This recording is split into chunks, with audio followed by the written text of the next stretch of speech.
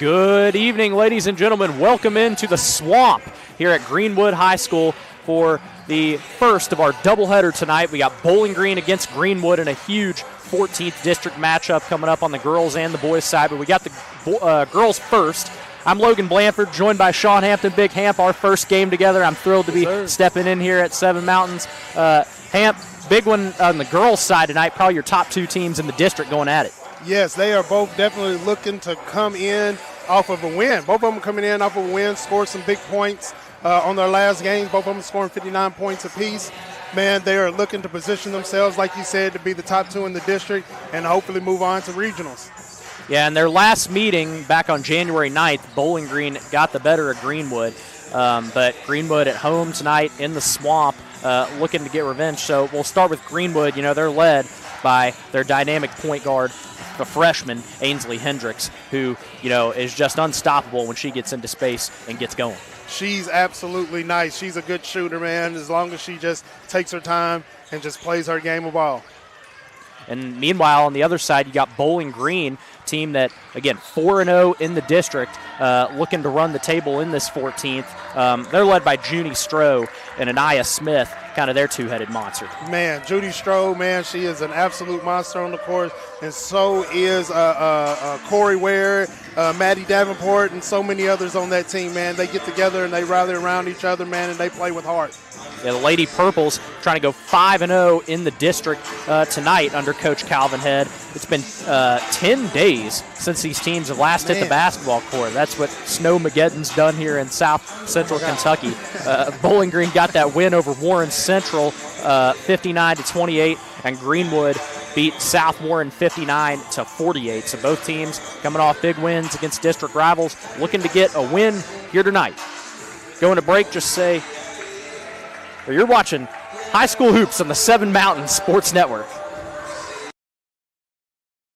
For more than 125 years, Edmonton State Bank has been right here in our community, not as a big, distant bank, but as a neighbor you can trust. What makes the difference? Their lending decisions are made locally by people you know and made quickly, so your dreams don't have to wait. Edmonton State Bank is right here. Learn how they can support you through every stage of life. EdmontonStateBank.com. Member FDIC, Equal Housing Lender. Your perfect vehicle is waiting at Don Franklin Kia in Bowling Green. Choose from the rugged Kia Sportage, the spacious Telluride, the electrifying EV6, and more. All with Don Franklin's 10-year unlimited mile powertrain coverage. With a large inventory of new Kia models and a team of caring automotive professionals dedicated to you, Don Franklin Kia in Bowling Green is here to service all of your Kia needs. Hurry in today to Don Franklin Kia, driven by family.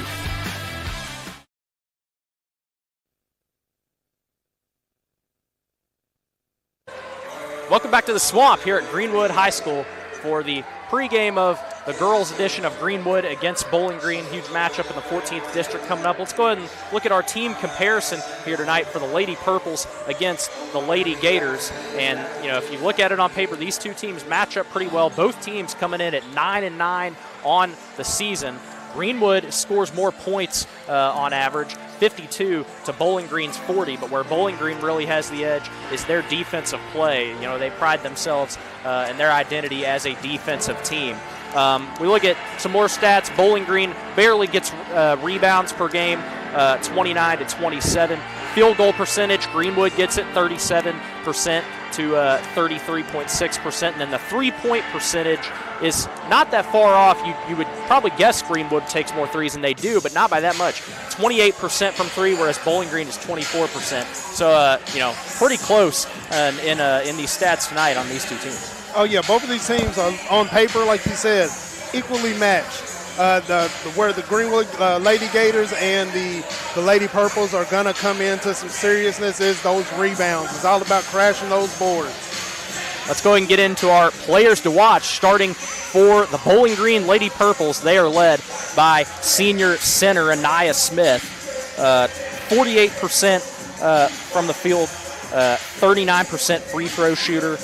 Not a big three-point shooter, but she is a threat down at the basket. Man, I tell you what, they're looking good at her tonight. As long as she plays her game As long as they do what they do on the court, man, Anaya Smith is one of the best out there when she plays her game. And that's all she's got to do is worry about getting those boards like she does, and, man, just keep putting it back up. And when she doesn't have the shot that she wants, she just doesn't need to get flustered, kick it back out, but she plays mean under the boards.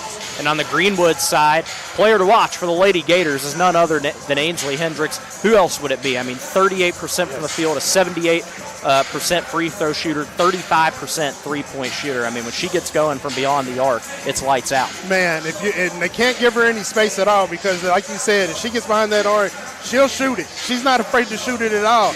And one thing I know that she does well, if she can get under that basket, if she can take it to the hole and get on that line, she's a 78% free throw shooter. 14 points against South Warren for Hendricks. She's looking to rebound, have another good game in the district tonight. And, both these two teams come back out onto the court. We've got about 5 minutes before tip-off here at the Swamp. We'll go ahead and get into our keys to the game. And starting with Bowling Green, I think their identity as a defensive team, that's what they are. And so I think it's got to be just play solid defense.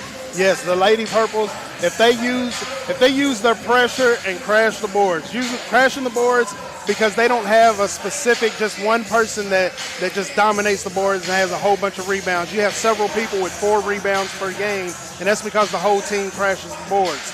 If they continue to do that, as well as use their pressure of defense, the way they stay in everybody's face, as long as they play that pressure defense, the Lady Purples will do all right. Come back, we'll get the Greenwood keys of the game. You're watching High School Hoops on the 7 Mountain Sports Network. At Warren RECC and NCTC, we offer fast, reliable, high-speed fiber internet service in Warren, Butler, Edmondson, and Grayson counties. NCTC is 75-year communications veteran, and Warren RECC, your trusted energy provider, have teamed up to bring high-speed fiber internet service with a hometown touch, starting as low as $64.95 a month with no contract required. If you're ready for internet that can keep up with the speed of your life, check out wrecc.com/internet and sign up today. Here's 5 ways to keeping your Toyota running smoothly. Get long life out of your vehicle. Make sure you're checking and changing your oil. If your tires look like this, that's not good. Is your vehicle slow to start? Let us check your battery. Stop in, let us check your brakes. It's very important to make sure all your fluids are topped off. When you're ready to get your car serviced, come see the team at Toyota Bowling Green.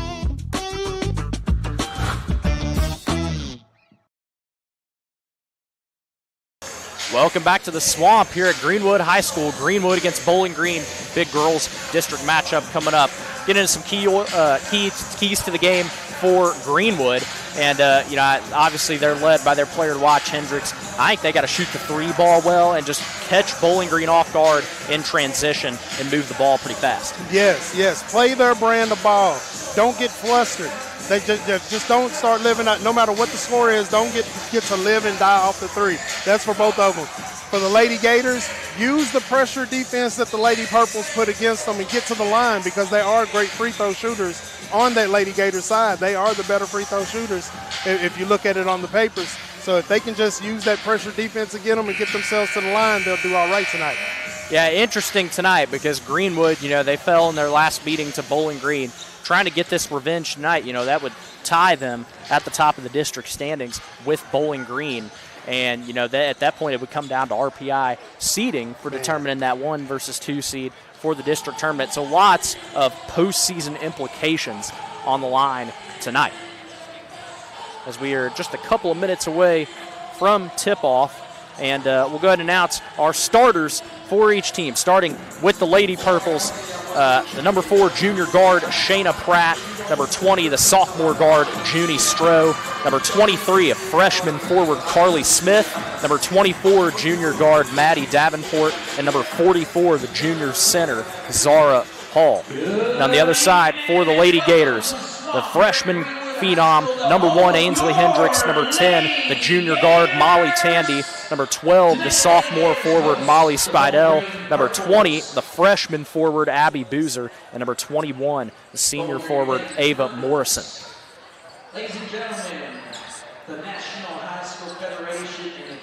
And both these teams are, teams that like to keep their starters together, at least Greenwood. They haven't really changed a lot all season. They have this core group of 5, and they'll bring a couple girls off the bench, but that's really it for them.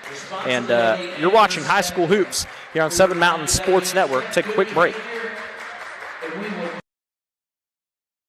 For more than 125 years, Edmonton State Bank has been right here in our community, not as a big, distant bank, but as a neighbor you can trust. What makes the difference? Their lending decisions are made locally by people you know and made quickly, so your dreams don't have to wait. Edmonton State Bank is right here. Learn how they can support you through every stage of life. EdmontonStateBank.com. Member FDIC, Equal Housing Lender.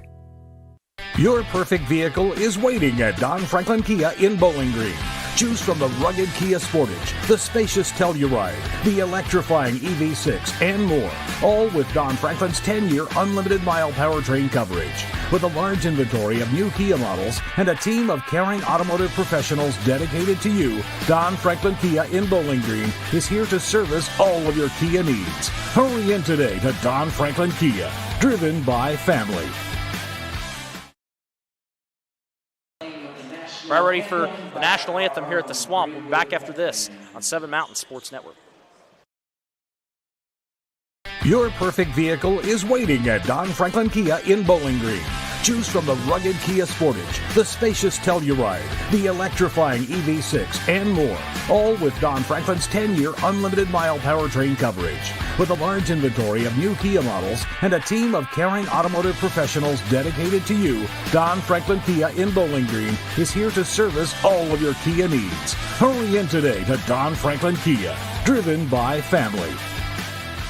For more than 125 years, Edmonton State Bank has been right here in our community, not as a big, distant bank, but as a neighbor you can trust. What makes the difference? Their lending decisions are made locally by people you know and made quickly, so your dreams don't have to wait. Edmonton State Bank is right here. Learn how they can support you through every stage of life. EdmontonStateBank.com. Member FDIC, Equal Housing Lender.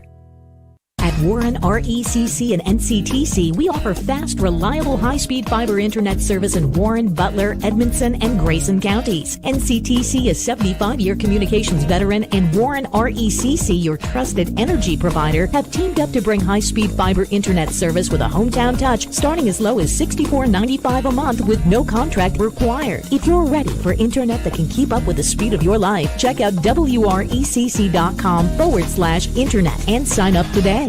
How many miles are on it? Man, I lost count, but runs great. Do you want it or not? I think I'll pass.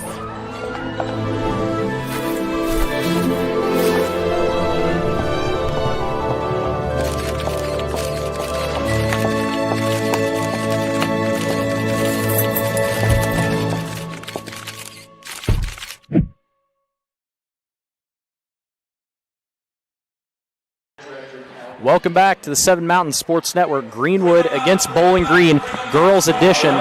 Starters being announced on the floor right now for the home team, the Lady Gators. Hamp, getting ready for this one. I'm getting excited. Our first game together. Let's go. Man, I'm so ready for this. We haven't been on the court in a while now, and that snow just kind of ruined everything. You know what I'm saying? Yeah, it did stop a lot of momentum in this season. And, even Coach McCoy on the boys' side for Greenwood before that snow break, he was like, look, I really hope we don't get all this snow because that's going to throw the rhythm and the momentum of my team off completely. Oh, yeah. And so, these teams are going to have to knock some rust off tonight. But they'll be ready. I mean, this is a huge one. They haven't had that much time on the court whatsoever, being out of school all last week, not been able to practice. They may have got some stuff in this weekend, but that would be it. Man, and they really need it. Like we said, right now we're at the district tournament, close to that happening, and man, this is the month where you want to show off and get everything aligned. Set for tip-off, and we are underway here at the Swamp. Greenwood against Bowling Green. The Lady Purples and the Lady Gators. Bowling Green in the all-black. Greenwood in the all-white. It's Bowling Green that wins the tip-off, and it's Davenport taking a three to start off. Won't go, and Hall comes down with the rebound down low for the Lady Purples. Davenport, top of the key, long pass deflected, taken away by Spidell. Hall reaches in and gets the jump. Possession goes to the Lady Gators. They're already playing that pressure defense like they've been doing all year. Hendricks starting off with it for Greenwood. Bowling Green. Pratt leading the press, and an errant pass from Hendricks. Spidell chases it down. And now it's Boozer in the corner, a long pass. Down to Boozer down low. Gets the scoring started off. It's Abby Boozer for Greenwood. That's the way they want to get started, get some points on the board fast enough to keep the game ahead in their favor. Davenport on the right side for Bowling Green. Back up to Pratt. Pratt, top of the key, guarded by Boozer. Over to Davenport on the right side. Pass over to Stroh on the left side. Three rattles in for the Lady Purples. Splashing already. Bowling Green continues to press. Score 3-2. Bowling Green takes it away. Here's Davenport coming down. Out to Stroh for another three. Won't go.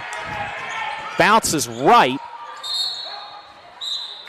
And possession stays with Bowling Green. Out off of Hendricks for Greenwood. Stroh's trying to get her stroke in early. She's trying to get on a roll. 3-2. 6.5 minutes to go in the first.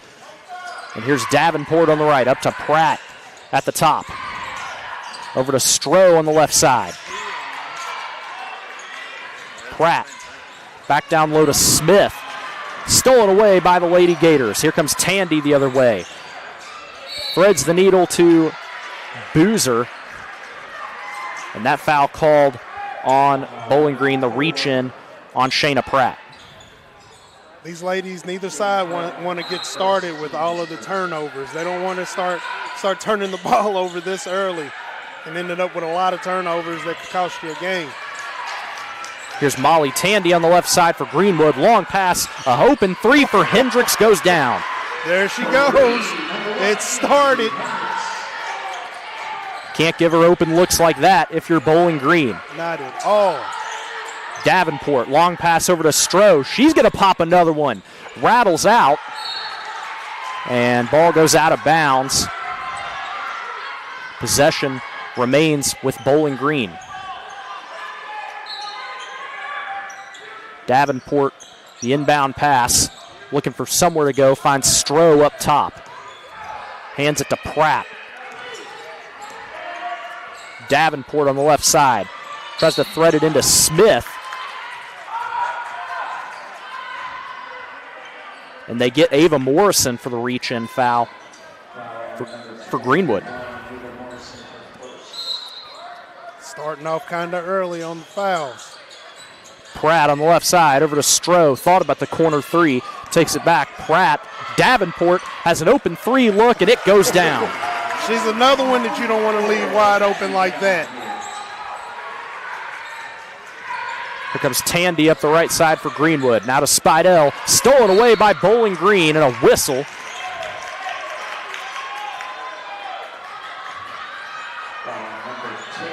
Oh, they are anxious. Everybody's trying, like you said, trying to knock that rust off.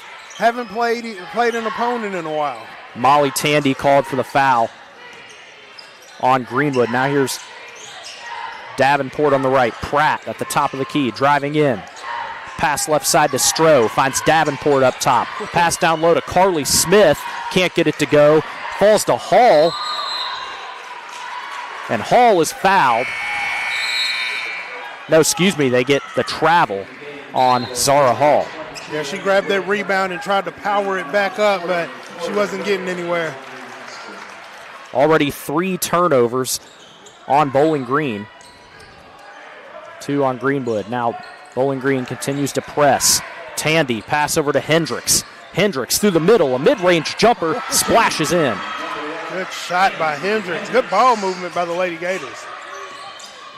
Bowling Green coming the other way, and the travel called on Shayna Pratt. Oh, I don't agree with that one. I don't agree with that one. He should have let that one ride. Yeah, I think if she'd have taken another step, it would have been, but I'd have went for it then. Yeah. I'd have went for it then. But she paused. I think she paused right at a good time. And a kickball now called on Pratt as well. 7-6, 4:39 to go in the first quarter. Eventful start here at the Swamp. It is. Got turnovers happening, fouls happening. I mean, we got threes dropping from everywhere. Hendricks is already starting to get her groove on. Boozer pass to Hendricks. Hendricks takes it above half court to the right side. Dribbles past Pratt. Throws it down low to Tandy. It's out of bounds off of Bowling Green. Stays with Greenwood. Bowling Green playing that pressure defense. They haven't let up yet. Spidell inbounds down low on the right side. Looking for somewhere to go. A long pass up to Morrison. Gets it into play for Greenwood. Morrison finds Tandy down low. Tandy goes through the lane and draws the contact. I think that's what the Lady Gators need to do. Keep taking the ball to the hole. If you can't get those outside shots, keep taking it to the hole. Use that pressure against the Lady Purples and get themselves to the line. They're good free throw shooters. First one falls for Molly Tandy. 8-6 is the lead for Greenwood. Carly Smith called for that foul on Tandy as she cannot convert on the second. And it's Corey Ware that comes down with the rebound. And here's Davenport for Bowling Green the other way. Here's Stroh on the left side. Long pass to Davenport. Finds Ware down low. Back up to Pratt. Pratt drives in. Pass out to Davenport on the right. Davenport back to Pratt at the free throw line. Air ball shot. And it'll be Greenwood ball. 3:55 to go in the first quarter. Took that step back shot there and just couldn't put enough power into it and lift it up a little bit. She was a little bit shocked that she was going to be wide open like that. Tandy inbound pass to Hendricks.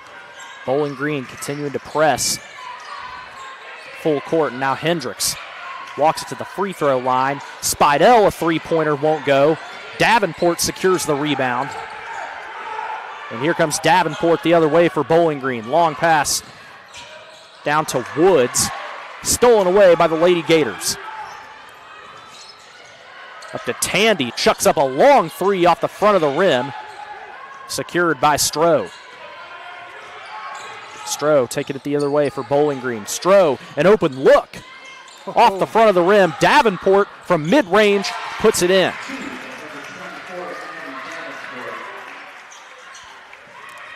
It's been Maddie Davenport and Junie Stroh for Bowling Green so far with 8 points, and we're tied at 8 with 3 to go in the first quarter. Tandy guarded at the top, and Bowling Green forced the steal. Davenport down low, open, and puts it off the glass and in. The Purples are moving those hands, swinging those arms around, and getting a lot of steals out there. And a timeout called by Coach Williams of Greenwood as Bowling Green go on a 4-0 run. It's 10-8. And you're watching High School Hoops on the Seven Mountains Sports Network. For more than 125 years, Edmonton State Bank has been right here in our community, not as a big, distant bank, but as a neighbor you can trust. What makes the difference? Their lending decisions are made locally by people you know and made quickly, so your dreams don't have to wait. Edmonton State Bank is right here. Learn how they can support you through every stage of life. EdmontonStateBank.com. Member FDIC, Equal Housing Lender. Welcome back to the Swamp here on the Seven Mountains Sports Network. Substitution for Greenwood. Lily Padgett comes into the game, and an errant pass goes out of bounds. Not on the same page with Hendricks. And they don't want to start this right now. They're only down by 2 points, and they don't want to start turning the ball over by making mental mistakes and not communicating with one another. The fourth turnover on the Lady Gators. 2-point lead for Bowling Green. 2.5 minutes to go in the first. Here's Davenport up top. finds Kimber Graves, who's into the game for the Lady Purples. Davenport, another three, cannot bank in, and Hall gets the rebound, won't go. Spidell comes down with it for the Gators. Hendricks trying to go fast the other way for Greenwood. Hendricks bounce pass to Spidell on the left, down to Morrison. Collision in the paint. Pass to the right side on Hendricks. She runs into some traffic. Now out to Spidell. Threads it into Morrison. An open three for Hendricks. Won't go. And Junie Stroh lets it go out of bounds. 10-8, minute 49 to go in the first. One of my favorite players for the Purples are in Kimber Graves. I call her the Gnat because she is just bugging. When she plays defense, she plays it, and she plays it tough. She is all around. Kimber Graves, just an 8th grader. So here's Stroh with it. Back to Graves at the top. Graves driving in, blocked by Morrison. Oh, did they call a foul? They did. They're going to get Ava Morrison there. That's what I like about Graves. She's not afraid. She's not afraid of any player. She'll run to the inside and take it to the hole. She'll take shots. She'll be all over the place. She'll guard anybody. Graves gets to the free throw line, cannot convert on the first. She is a 42% free throw shooter. Ariana Galloway checks into the game for Bowling Green. Junie Stroh will take a break for the last 89 seconds of the first quarter. Graves, second shot, won't go. Morrison comes down with the rebound. Now it's Hendricks with it for Greenwood. Hendricks pass up to Morrison. Morrison, long pass, intended for Spidell. Can't get it through, and now Bowling Green coming the other way. Graves into Hall. And now out on the perimeter is Naria Woods, and that three-pointer won't go. Ball goes back to the Lady Gators. Man, she took a serious attempt on the threes. She was wide open, so I could see why she would want to take it. But, again, they haven't had time to practice and get the ball, so she just missed that basket entirely. Hendricks inbound pass to Boozer. Boozer blocked by Galloway. And now here's Pratt down low. Off the glass, won't go. Bowling Green, another offensive rebound, and Pratt is fouled on the second effort. Pratt's another one out there that plays great defense, and she's not afraid to go to the hole and take it up either.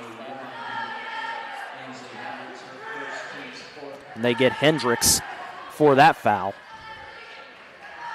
First shot from Pratt goes down.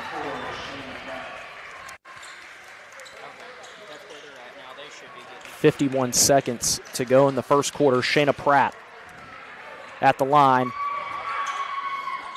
And gets the second to rattle in. First points of the game for Shayna Pratt. 4-point lead for the Purples now as Lily Clark trapped on the left side, and a timeout called by Coach Williams. Clark nowhere to go with it, and Coach has to burn another timeout. That was probably a good timeout to use at the time because she was going to get stuck right there. She got trapped over in that little corner where she could have stepped over, and it could have been an over and back on her. And that was a smart move by not getting that called on her. They've already had several turnovers already, and they don't want to continue that. 44 seconds to go in the first quarter. Bowling Green with a 12-8 lead. On a 6-0 run right now. Greenwood got to get some offense going. Man, but kind of both of them need to get some offense going. They haven't scored many points in about 4 minutes or so. They've been passing the ball pretty well. They've been playing some pretty good defense. Both sides have, but the turnovers is a factor. And, man, just getting the ball in the hole. It's like right now they can't buy a bucket. And that's been kind of, a theme for both these teams, especially Bowling Green all year. They don't score a lot, but they win games. And, Calvin Head just has that defensive mindset drilled into this team. And, they are not going to allow anything easy at the basket. Oh, yeah. And that's the way you got to play when you're a team when it's rough putting up points. You got to win by the defense. Out of the timeout here, Hendricks. Inbound pass. We got 44 seconds to go in the first quarter finds Boozer in the backcourt. Back to Hendricks. You imagine Coach Williams just tried to draw something up for Hendricks, but a floater from Spidell goes over the basket, and Woods gets the rebound. Under 30 seconds to go now in the quarter. Bowling Green coming the other way. Galloway pass to Pratt. Now here's Davenport. Pratt at the free throw line. Davenport. Pass deflected by Lily Clark, and it'll stay with Bowling Green. 16 seconds to go in the quarter, and Stroh comes back in for Galloway, and Smith comes in for Hall. That was good defense played by the Lady Gators right there. Stroh on the left side, back to Pratt. Davenport, 10 seconds to go in the quarter. Pratt, Stroh, Bowling Green passing around the three-point line. Carly Smith finally gets it down low, and a travel called on Carly Smith. Gives the ball back to Greenwood with 3.6 to go in the quarter. Took that extra step. She didn't really mean to, but she took that extra step, and he had to call it right there in the ref's face. Inbound pass finds Hendricks. 2 seconds. Hendricks is fouled, and they get Shayna Pratt. Her second of the game. 0.3 seconds to go. And with the inbound in the backcourt, probably not going to be able to get anything off here. Have to be a catch and heave. Boozer pass to Morrison, does not get it off. And that's how the first quarter will end. 12-8. We'll be back for the second quarter here on the 7 Mountain Sports Network. Your perfect vehicle is waiting at Don Franklin Kia in Bowling Green. Choose from the rugged Kia Sportage, the spacious Telluride, the electrifying EV6, and more. All with Don Franklin's 10-year unlimited mile powertrain coverage. With a large inventory of new Kia models and a team of caring automotive professionals dedicated to you, Don Franklin Kia in Bowling Green is here to service all of your Kia needs. Hurry in today to Don Franklin Kia, driven by family.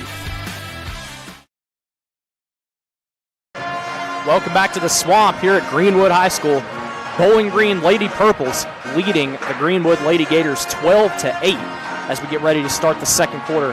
Pam, what do you look forward to seeing in the second? Got to get some more offense going.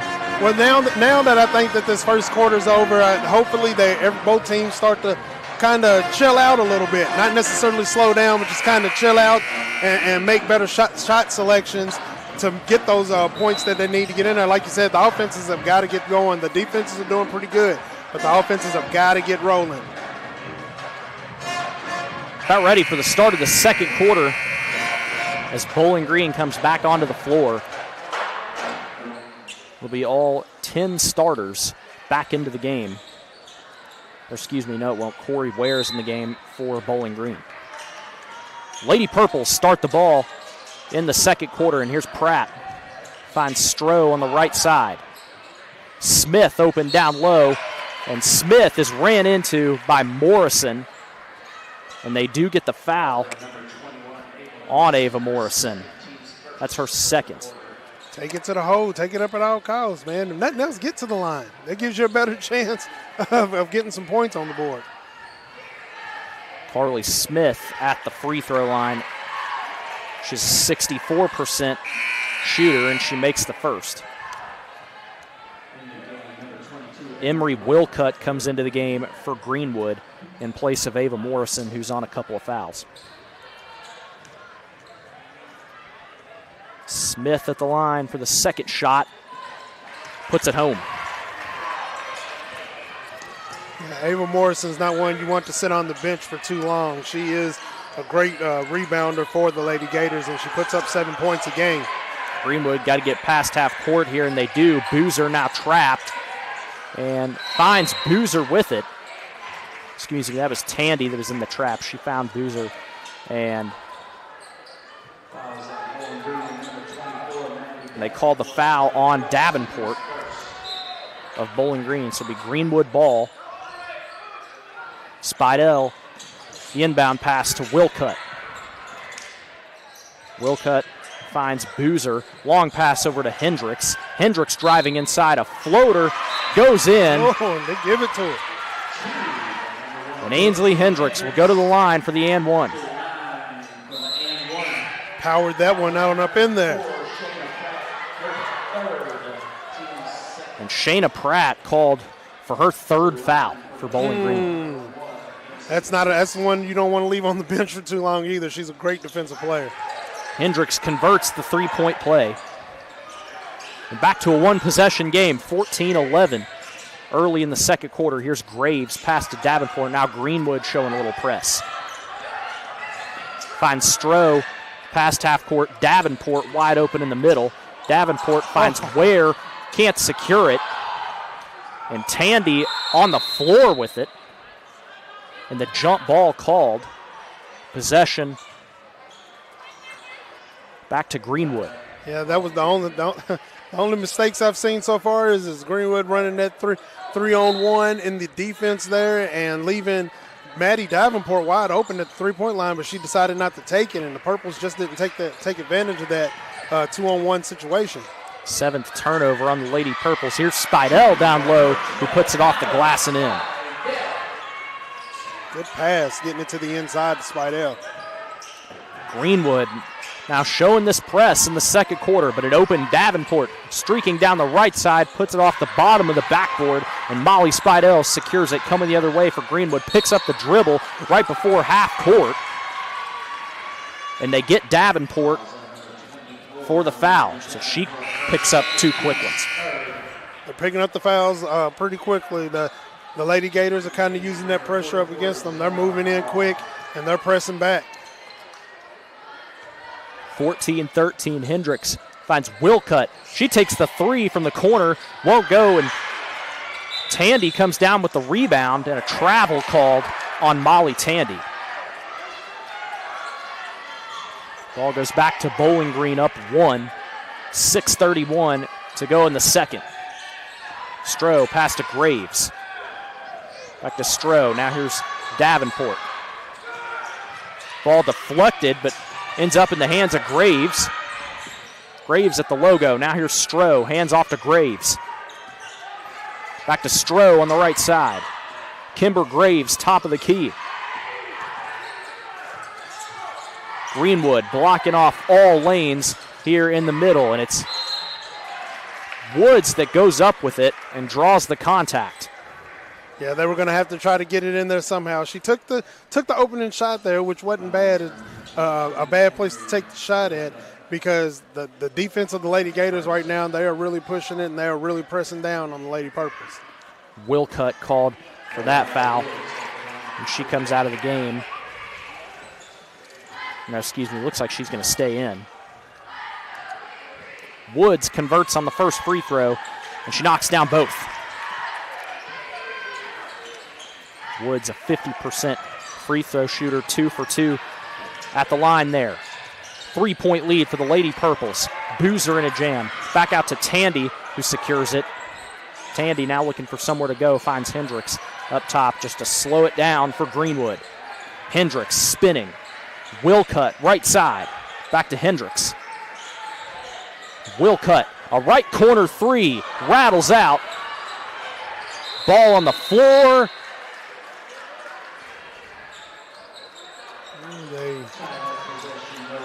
Great jump ball. Okay, jump ball on that one. Goes to Bowling Green.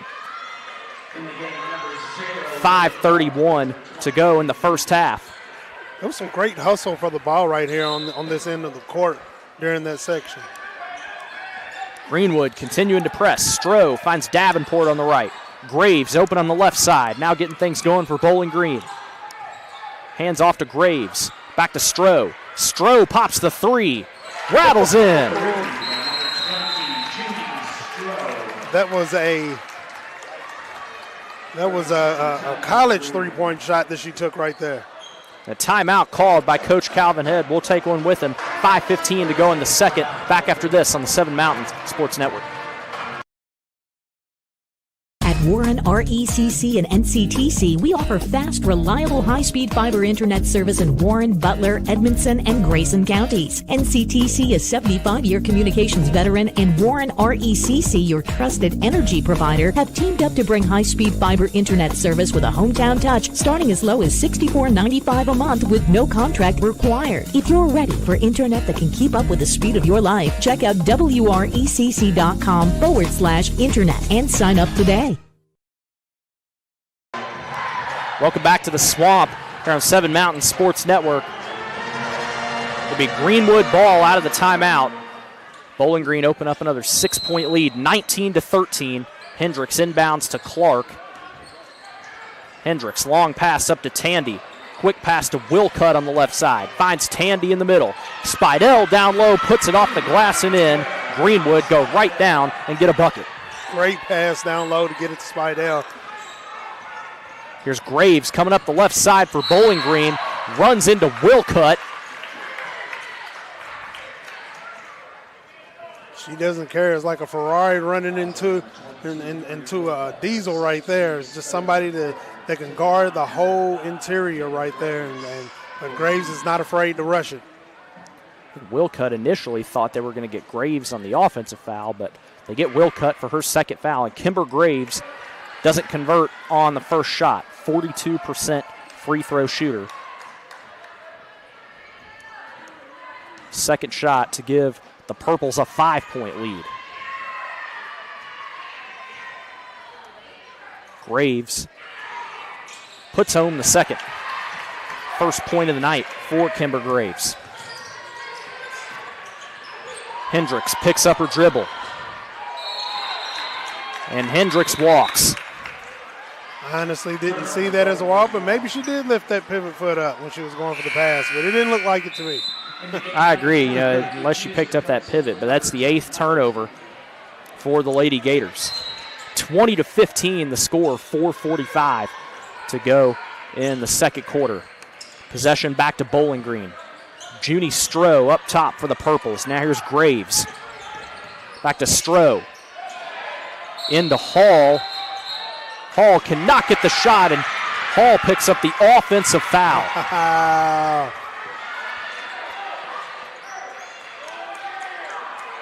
Ball goes back to Greenwood. Hall is aggressive on defense as well as offense. She wants to get points on the board and help put her team in a better position. Both teams now even on 8 turnovers apiece. Hendricks coming through the lane, loses the ball. Hall goes to the floor and retrieves it for the Purples. Woods picks up the dribble right before the half-court line, and now here's Graves with it. Davenport on the left side. Graves over to Stroh.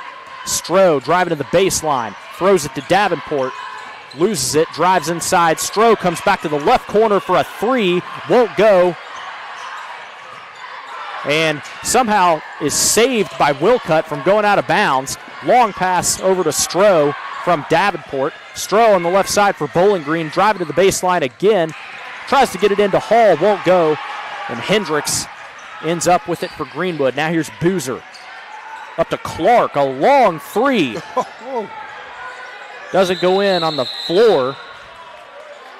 Jump ball called. Possession to Greenwood. It kind of did look like that one went in. Hey, I thought that it did. I just thought it didn't touch the net at all. And I've seen shots like it, and I know you have too. But I thought the ball just dropped right in. But that was just a clear miss, I guess. 3:40 to go in the first half. Hendricks inbound pass to Wilcutt. A long 2 won't go. Stroh comes down with the rebound for Bowling Green. Davenport over to Graves. Here's Stroh. Back to Graves up top. So much of this Bowling Green offense just passing it around the 3-point line. Greenwood not making it easy for him inside. And that's what they need to do, is just keep them on the outside and make Bowling Green shoot those 3-pointers and mid-range shots. Here's Graves over to Stroh. And they get the illegal screen call on Bowling Green. When you set a screen, you have got to be still. You can't be moving when you're setting a screen for your player, because when you move, that throws it all off, and that's very illegal. This isn't football. 3:02 to go in the first half. 20-15 lead for the Purples. Here's Boozer on the right side. In a trap, stolen away by Bowling Green. And Ainsley Hendricks picks up the foul going for the ball.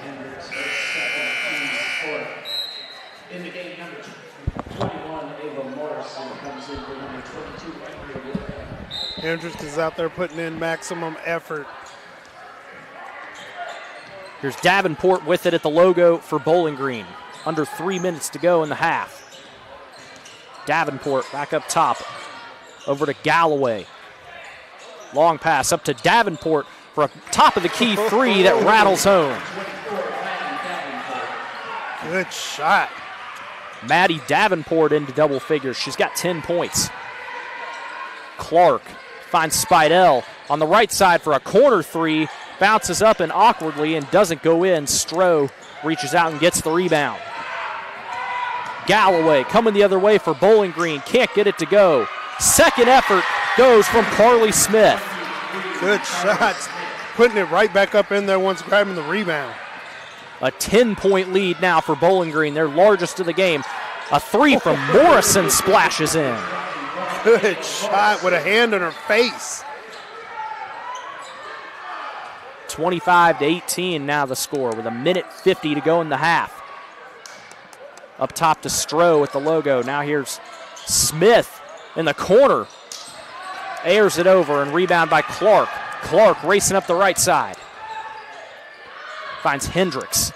Hendricks dribbles, pops a three off the front of the rim. Morrison, offensive rebound. Can't get it to go on the second effort, blocked by Anaya Smith. Davenport down low to Smith. A long two from Carly Smith on the right side goes down. Carly Smith, 6 points on the night. Morrison in a trap. Finds Boozer down low. Boozer pass out to Morrison. Finds Clark open. Now here's Hendricks on the right side. Under a minute to go now in the half. Here's Boozer, a long three off the front of the rim. Morrison ends up with the rebound, a jump ball. Possession to Bowling Green. 51 seconds to go. 9-point lead for the Lady Purples, 27-18. 50 seconds to go. Bowling Green, you imagine, want to hold for the final shot of this half. Yeah, and that's where I wish the shot clock. I can't wait till the shot clock is introduced because I don't like the passing around and just wasting the time. I like to see the battle all the way to the end. There's Davenport over Stroh on the left side. Coach Head calling out a play. Now Smith on the right side, deflected out of bounds. Ball stays with Bowling Green. 19 seconds to go in the half. It's a good pass attempt to try to get it underneath the boards there, but good defense by the Lady Gators. Stroh finds Davenport in the inbound. Back to Stroh, a right corner three. Won't go, and a tie-up. Jump ball, possession to Greenwood with 12 seconds to go in the half.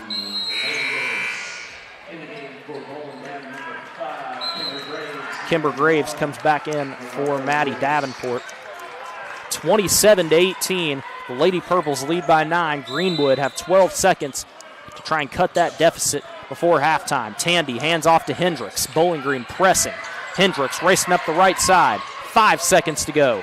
Hendricks finds Spidell. Spidell dribbles the baseline, can't get it to go. Stroh gets the rebound, and that is how half number one will end. Bowling Green leading Greenwood 27-18 at halftime. We'll be back for our Don Franklin halftime show here on the 7 Mountain Sports Network.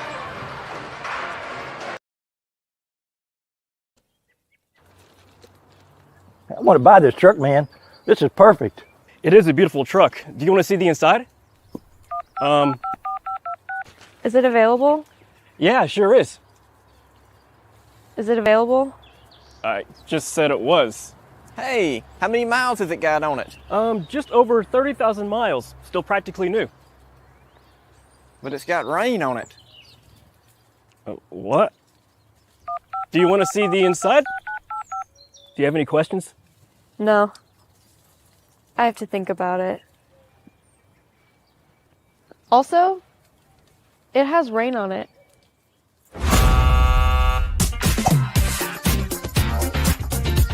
Selling your car shouldn't be a pain. Bring your vehicle out to Toyota Bowling Green and we'll make sure you get taken care of.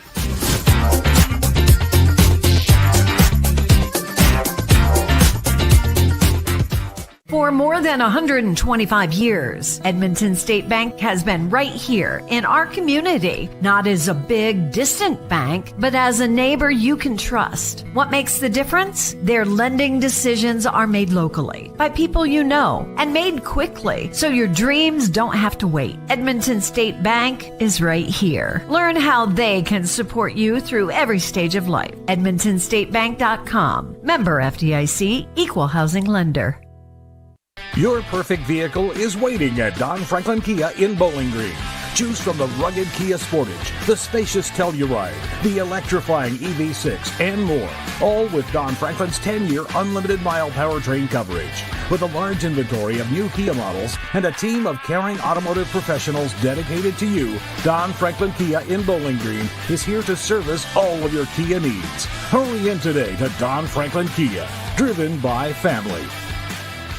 At Warren RECC and NCTC, we offer fast, reliable, high-speed fiber internet service in Warren, Butler, Edmondson, and Grayson counties. NCTC is 75-year communications veteran, and Warren RECC, your trusted energy provider, have teamed up to bring high-speed fiber internet service with a hometown touch, starting as low as $64.95 a month with no contract required. If you're ready for internet that can keep up with the speed of your life, check out WRECC.com/internet and sign up today. Here's 5 ways to keeping your Toyota running smoother. Get long life out of your vehicle. Make sure you're checking and changing your oil. If your tires look like this, that's not good. Is your vehicle slow to start? Let us check your battery. Stop in, let us check your brakes. It's very important to make sure all your fluids are topped off. When you're ready to get your car serviced, come see the team at Toyota Bowling Green.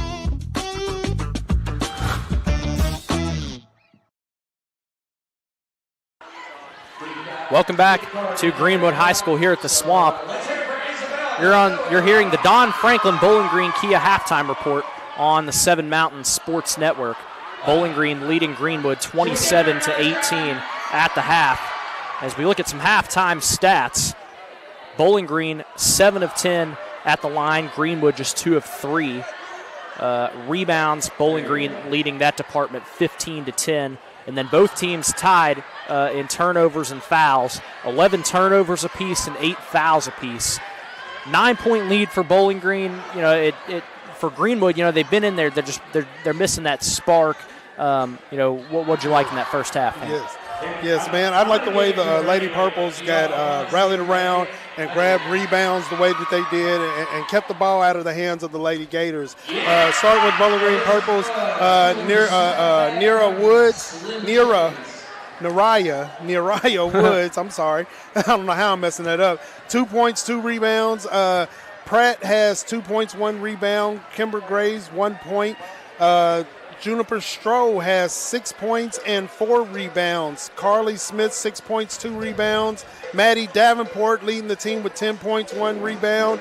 Zara Hall has 4 rebounds at the moment, leading or tied in the team with Juniper Stroh. You look at the Lady Gators, they're not rebounding as well right now. Hendricks, she is putting the ball up. She has 7 points at the moment. Molly Tandy, she has 1 point, 1 rebound. Spidell, 4 points, 2 rebounds. Buser has 3 points, 1 rebound. Ava Morrison has 3 points and 5 rebounds. She is rebounding like crazy out there. She has been in a little bit, not foul trouble, but she's got, 2 or 3 fouls now, and you do not want to have her sitting on the bench during a game where they're down by 9 points.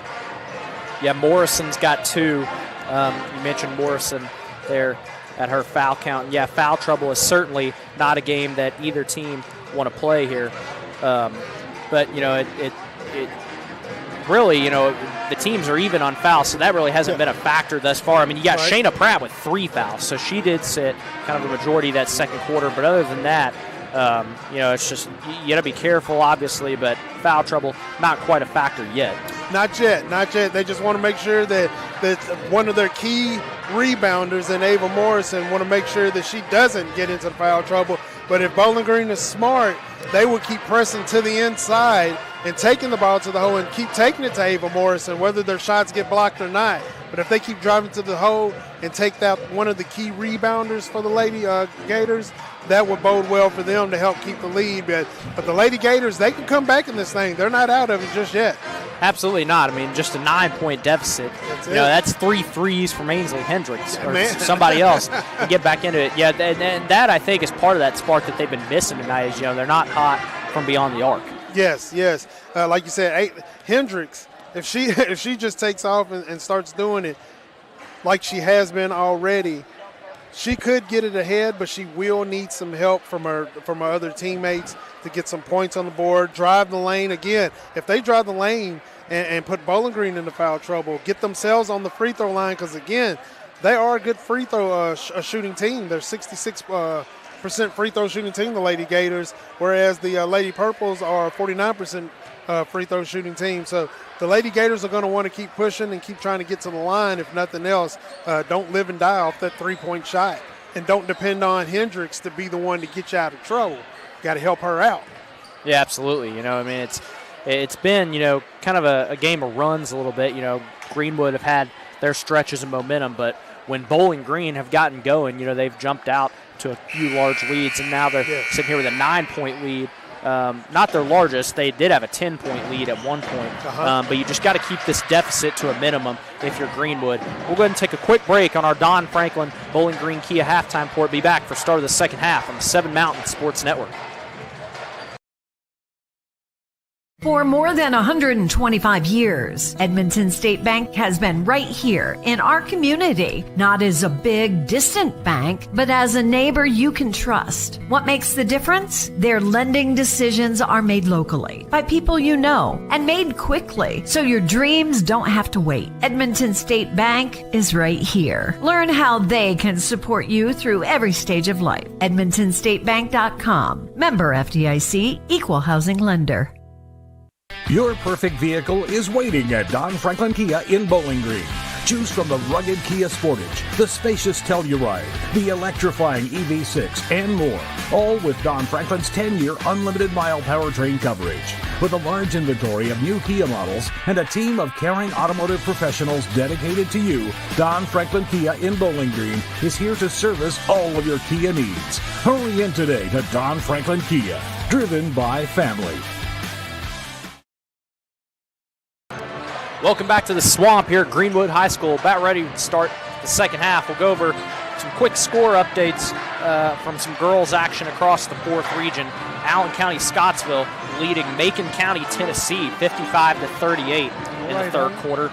In a huge 4th region matchup, Barron County leading Cumberland County 38-25. Could be a preview of your region championship there. That game out in Glasgow over at Barron County, and right now leading Cumberland County by 13, a low-scoring game there in the third quarter. Is that a low-scoring game right now in the third quarter? Yeah. Man, they got to get points on the board. Got to get some points on the board. Sounds like there might be some good defense going on out there. All right, Big Hamp, what are you looking forward to seeing in this second half? I am looking forward to seeing the Lady Purples to continue to play the way that they're playing and just keep putting pressure, keep getting steals, keep making turnovers as much as they can, and keep trying to get the ball to the inside, which is where they're really, really good at. I'm looking for the Lady Gators to keep playing that pressure defense that they've been trying to do, but kind of scale it back and not do the 3-on-1s and the 4-on-1s that we've seen from time to time. I think they're going to get that together and start communicating a little better, and hope they're hoping that they can bring these points down or bring the lead down and hopefully take over. Just about ready to go for start of the second half. Bowling Green will start with the ball, up 9, 27-18. As the halftime clock expires. back to it here in the second half. Lady Purples and the Lady Gators. Here's Pratt back in the game on 3 fouls. Now Stroh on the left side. Stroh finds Smith down low. Carly Smith gets the basket and the foul.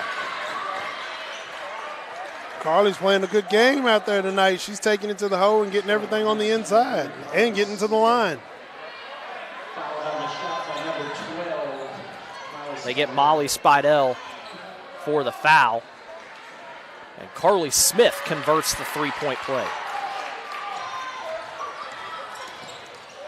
Hendricks races up the right side for Greenwood. Finds Boozer. Over to Tandy. Tandy on the left side. Over to Morrison. Morrison dumps it into Spidell.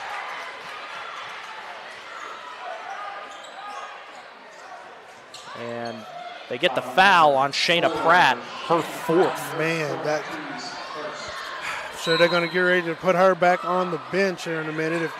No, they're going to let her play. Boozer driving into the paint. Finds Morrison. A mid-range jumper won't go. Saved by Stroh and back into the hands of Pratt. 12-point lead for Bowling Green now. Long pass over to Stroh. Here's Carly Smith. Pratt over to Davenport. Pratt top of the key.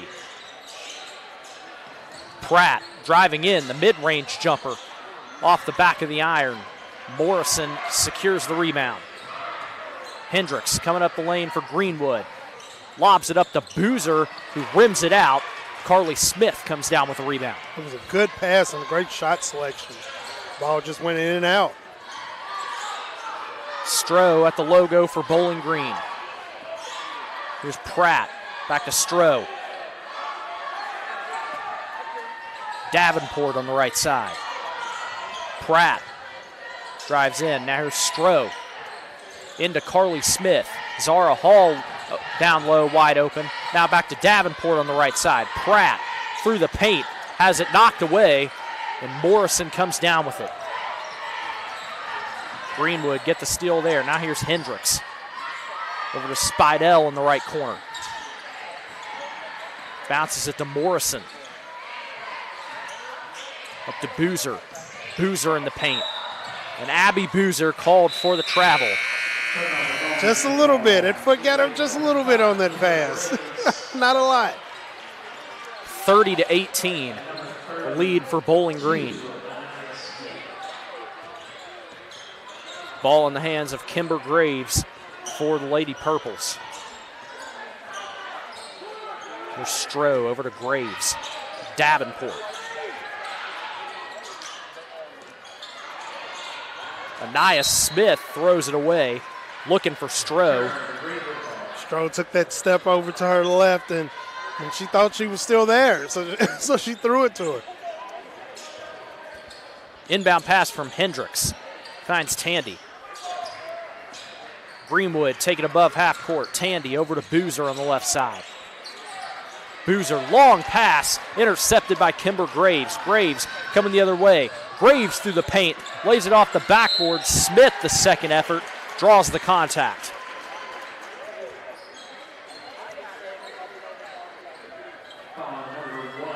They get Hendricks for her 3rd foul.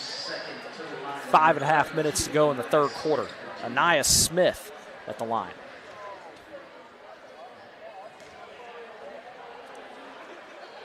First shot from Smith goes down. First point of the night for Anaya Smith. Smith's a 39% free throw shooter. Lily Clark comes into the game for Abby Boozer for Greenwood. Smith converts on both.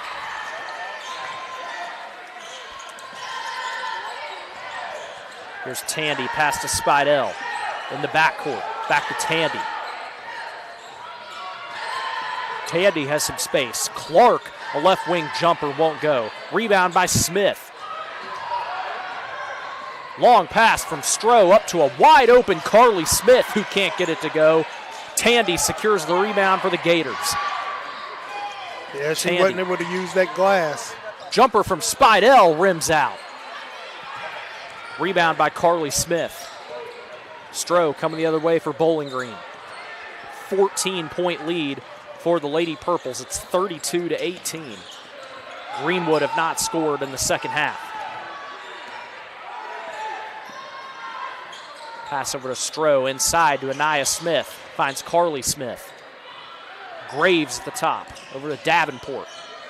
Carly Smith, long pass down low. Smith can't get it to go. Rebound by Tandy. Tandy racing up the floor for the Gators. Molly Tandy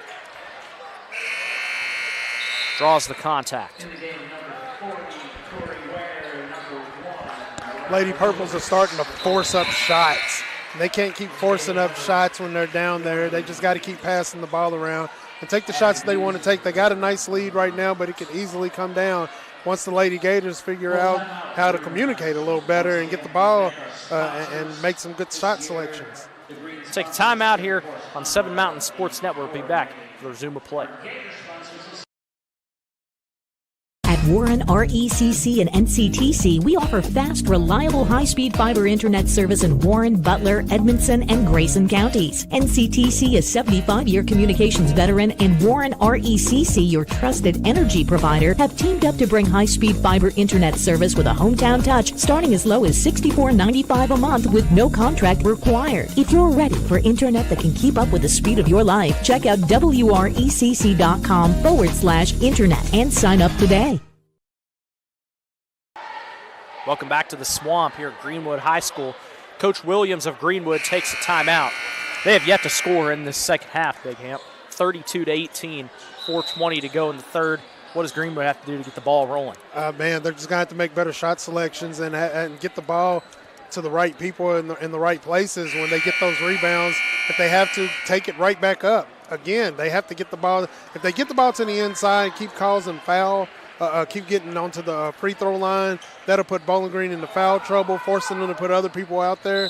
And man, they are a good free throw shooting team, so they need to get on the line. Hendricks inbounds to Spidell under the basket. Spidell shoots it out of bounds, and they say out of bounds on Bowling Green. Yeah, Purple. I mean, it got tipped.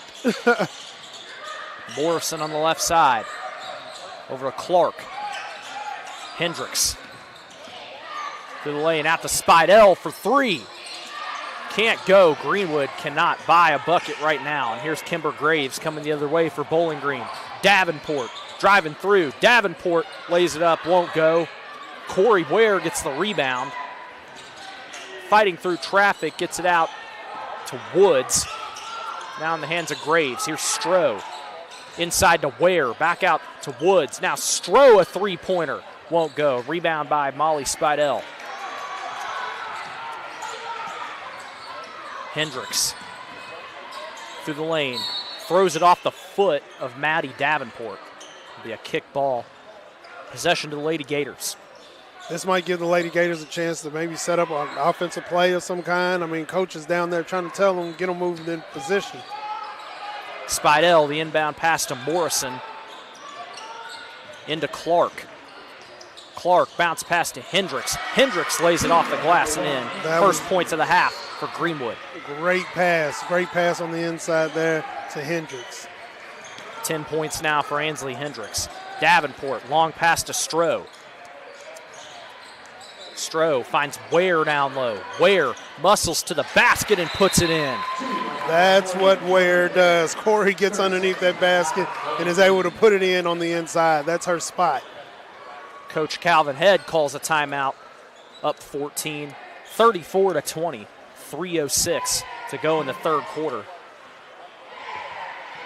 And Greenwood get a bucket, but Bowling Green answer right back. These Lady Gators, they have got to figure it out if they want to contend in this game right now. The lead has gone up to 14, and the Lady Purples, they're not slowing down. They have been forcing shots. If nothing else, this is a game for the Lady Purples to lose at this point in time, the way that they're playing and the way that the Lady Gators are playing. Score update into the third quarter. Barron County leads Cumberland County 45-32 in a huge fourth region matchup. Trojanettes not having many issues with Cumberland County as of late. Here's Greenwood with it. Now Lily Clark on the left side. Clark finds some space. And they get Woods on the foul. Coach Ed has no problem going halfway on the court screaming at his ladies to play defense the way he wants them to play it. 2:58 to go in the third. Hendricks inbounds to Boozer. Back to Hendricks. Hendricks in the paint. A jumper. Won't go. Rebound by Ware. Here's Graves. Graves loses it in the backcourt, gets it back. Ooh, she barely got it across the line. Finds Galloway and out of bounds off of Greenwood. Ball goes to the Lady Purples. 2:38 to go in the third quarter. 34-20, still a 14-point game. Greenwood need a stop here. The inbound pass from Stroh, lobs it up to Woods. Davenport finds Stroh for three, splashes in. Oh, good shot. She's hit nothing but threes tonight. 9 points, all threes for Stroh. Hendricks through the middle, bounce pass to Morrison, puts it up and in. That needs to be the key right now. Morrison and Hendricks just need to keep bouncing it off each other at this moment. 37-22, 2 minutes left in the third quarter. Davenport, left side three, won't go. Rebound by Woods, back to Davenport. Bowling Green get another possession. Ware in the middle. Ware takes a dribble, muscling to the basket, off the backboard. Spidell bumps into Woods, and Spidell called for the offensive foul. Oh, I didn't expect that. Molly Spidell called for the shoulder bump there. As the lead is now 15 for Bowling Green with 1:47 to go in the third. Davenport, inbound pass, finds Woods. Over to Galloway. Stroh pops another three, won't go. Rebound by Spidell. Bounces it up to Tandy. Now here's Hendricks. Hendricks. Bounce pass over to Morrison. 1.5 to go in the quarter. Long pass intercepted away by Galloway. That's Stroh. And the foul called on Greenwood. Great defensive pressure, great ball movement there for a minute, and they almost had a good pass. Oh.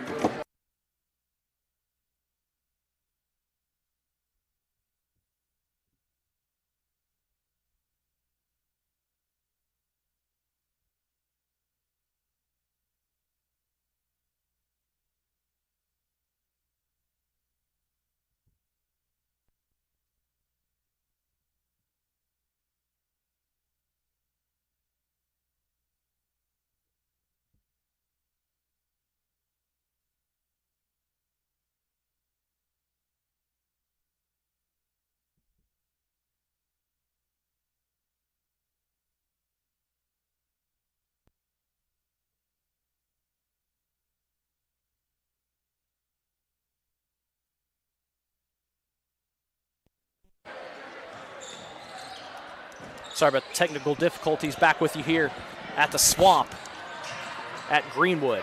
Tandy coming through the lane, and a bunch of contact there in the middle. And they call Tandy for the offensive foul. 54 seconds to go in the third quarter.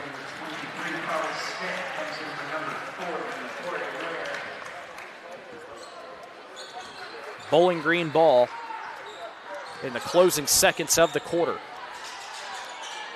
Back to Graves at the logo, over to Davenport left side. Here's Graves. Graves through the middle. Back out to Davenport. Graves thought about the three, inside to Carly Smith. Smith can't get it to go, rebound by Boozer. 25 seconds to go in the quarter. Hendricks through the lane for Greenwood, out to Tandy for three. Bounces off the back of the iron. Galloway secures the rebound. 10 seconds to go in the quarter. Galloway through the middle. And they call the foul on who? And they do get Wilcutt. She was still kind of moving her feet there when she was setting up for that charge. It was a good attempt at taking the charge. Ariana Galloway at the free throw line. First free throw attempt of the season. And she knocks it down.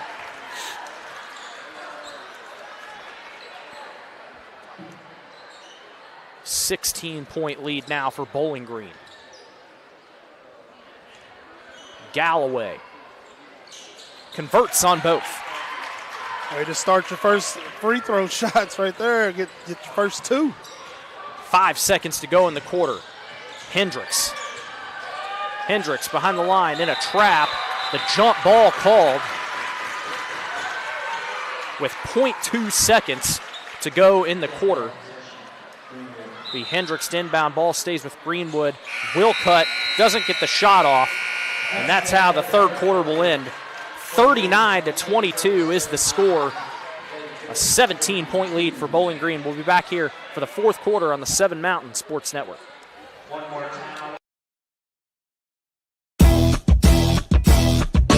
Here's 5 ways to keeping your Toyota running smoother.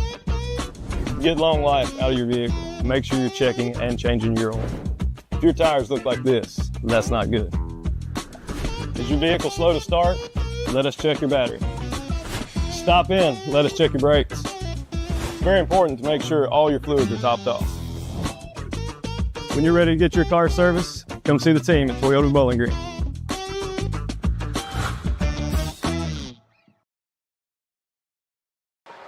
Welcome back to the Swamp at Greenwood. About ready to get started in the fourth quarter. I want to remind you, for more than 125 years, Edmonton State Bank has stood as a symbol of trust and stability in our communities. Edmonton State Bank, life happens, and we're right here. Bowling Green open up a 17-point lead. Not looking good for the Lady Gators here going into the fourth. What do they need to do to get back in it?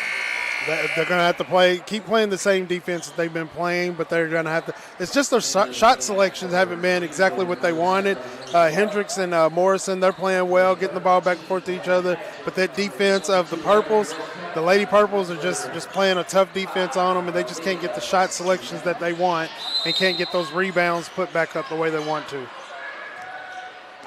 Bowling Green start the fourth quarter with the ball. Here's Stroh with it over to Davenport. Davenport through the middle. Back out to Carly Smith. Hands it to Stroh. Stroh pass to Anaya Smith. Now here's Pratt back in the game on 4 fouls. Carly Smith backed up to the logo. Finds Davenport.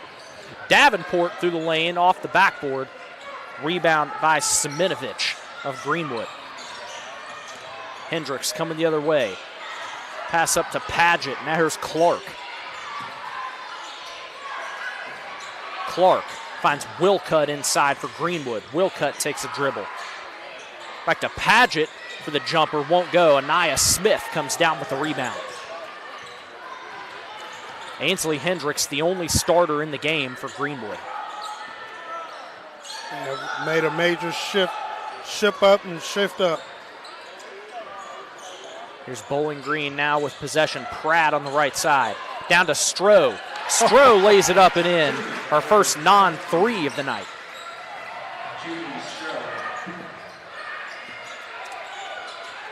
Greenwood with it. Hendricks on the right side. Over to Wilcutt.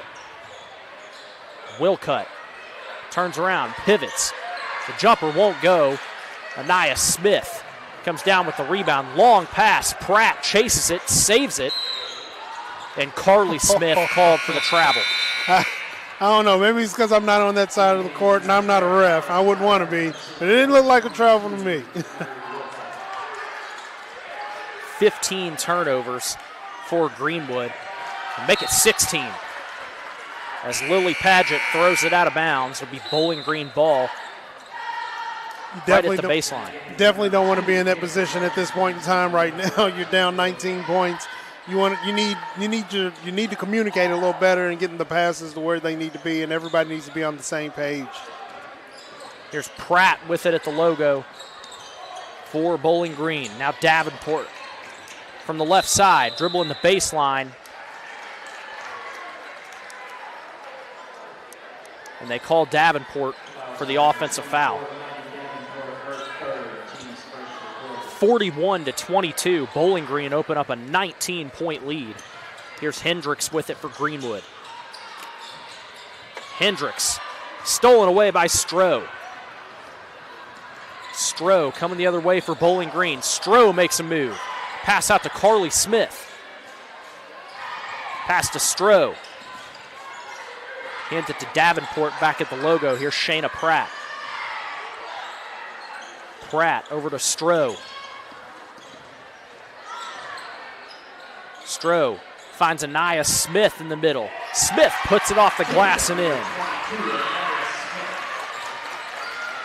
They need to keep taking advantage of the height difference and everything with getting with Smith underneath the boards. 21-point lead now for Bowling Green as Spidell gets the bucket in the and one.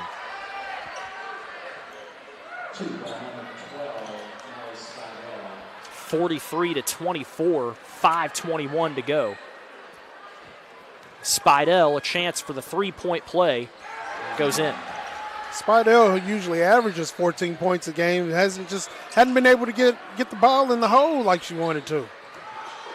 Here's Stroh up to Anaya Smith. Pass down low, off the hands of Lily Clark. Ball stays with Bowling Green.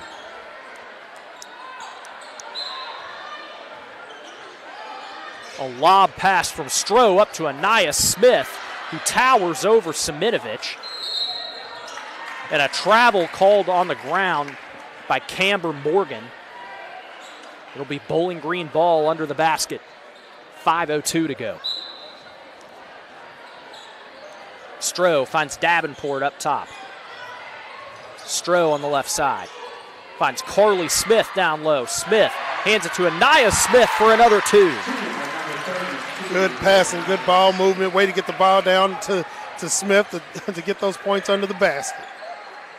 Clark over on the left side, a long pass to Hendricks. Hendricks pops a three off the rim, goes out of bounds. Bowling Green ball. A 20-point lead now for the Purples, 45-25. 4:39 to go. And the Lady Purples have their sights set on another 14th District W. They're ready to keep it going with the 5-0 record in the district. There's Pratt on the right side to Davenport. Davenport working through traffic. Here's Carly Smith over to Pratt. Pratt hands to Anaya Smith, finds Stroh. Stroh, the screen. Back to Carly Smith. Davenport. Bowling Green showing off the ball movement. Anaya Smith up top. Now here's Pratt. Shayna Pratt dribbles at the logo, stolen away by Molly Spidell in the backcourt. Pratt gets it back. Pratt weaves through the Greenwood defenders. Davenport a three won't go, and Molly Spidell comes down with the rebound. Lady Purples were looking to take as much time off the clock as possible. Spidell comes through the lane and draws the contact.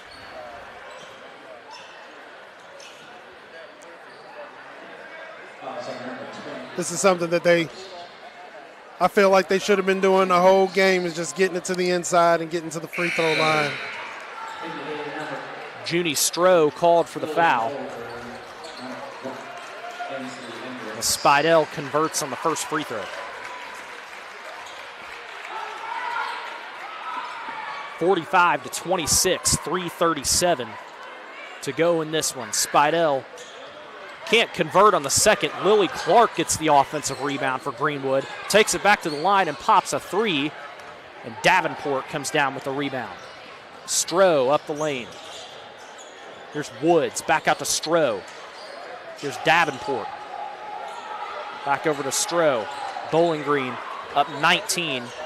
Just want to pass it around, but Stroh taking it inside to Hall, who puts it up and in. Oh, good pass.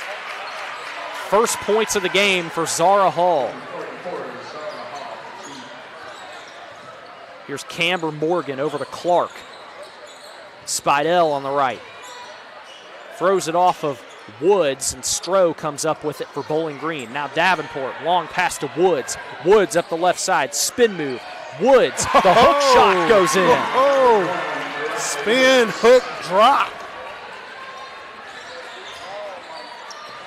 It is just all Lady Purples.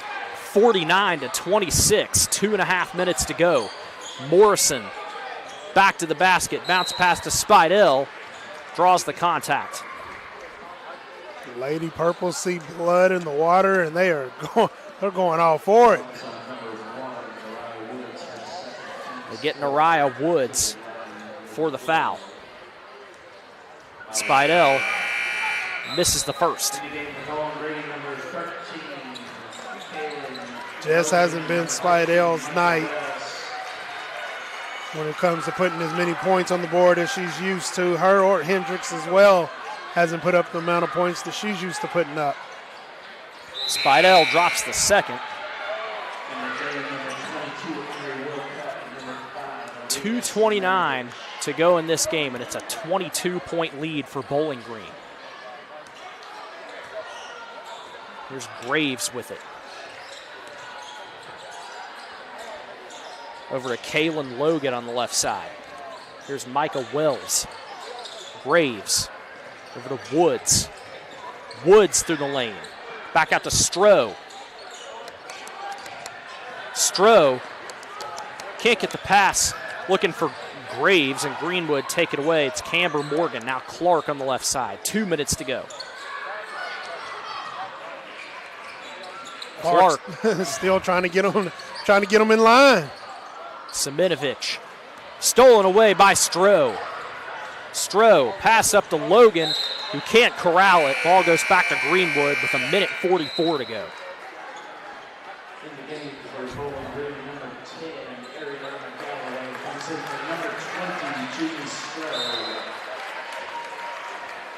Stroh must be done. She's done for the evening with hand claps. Lillian Holder with it for Greenwood. Now here's Aaliyah Seminovic. Inside to Wilcutt. Wilcutt draws the contact. Will go to the line. I love to see the continued fight in the Lady Gators, even though the score is what it is and they know that they're not going to win this one. They're still fighting as if it's the first quarter. First shot from Wilcutt goes down. Her first point of the night. 1:32 to go in this game. Emery Wilcutt is a 40% free throw shooter. Puts it off the rim on the second shot. Here's Graves with it for Bowling Green.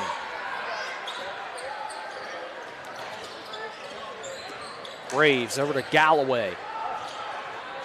With a Logan. Logan on the right side. Puts it up and in. She had to make up for missing that pass that she got in earlier. Gators coming the other way. Holder with it. 1 minute to go. Looking for Wilcutt on the pass, a jump ball. Possession stays with Greenwood. 55 seconds left.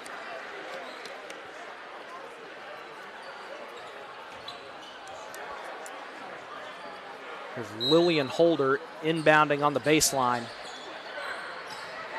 Looking for Camber Morgan up top. Here's Morgan, pass over to Seminovic. Finds Wilcutt. Wilcutt on the right side, Morgan. Morgan working on Graves, picks up the dribble. Here's Holder. Holder up the right side. A floater, rims out. Not afraid to take it to the hole. through a floater, almost like Kareem. Kaylin Logan called for another foul. Lillian Holder goes to the line for Greenwood, misses the first. 36 seconds to go. Bowling Green have their sights set on a win here as Holder misses both. Out of bounds.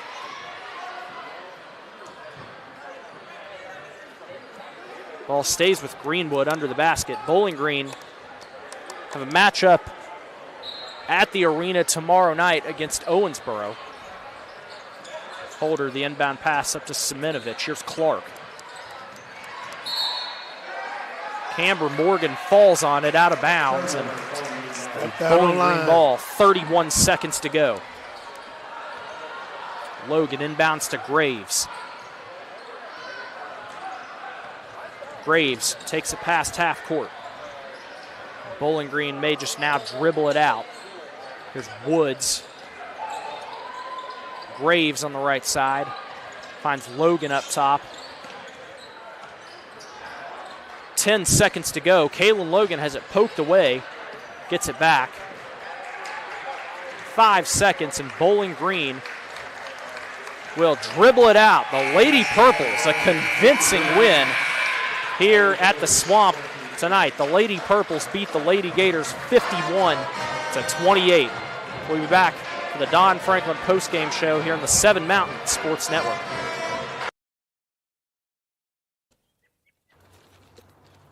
I want to buy this truck, man. This is perfect. It is a beautiful truck. Do you want to see the inside? Is it available? Yeah, sure is. Is it available? I just said it was.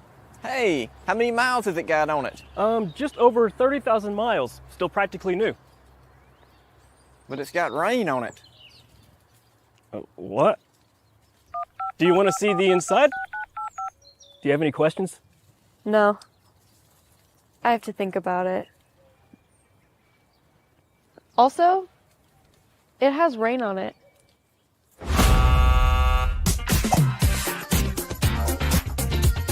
Selling your car shouldn't be a pain. Bring your vehicle out to Toyota Bowling Green and we'll make sure you get taken care of.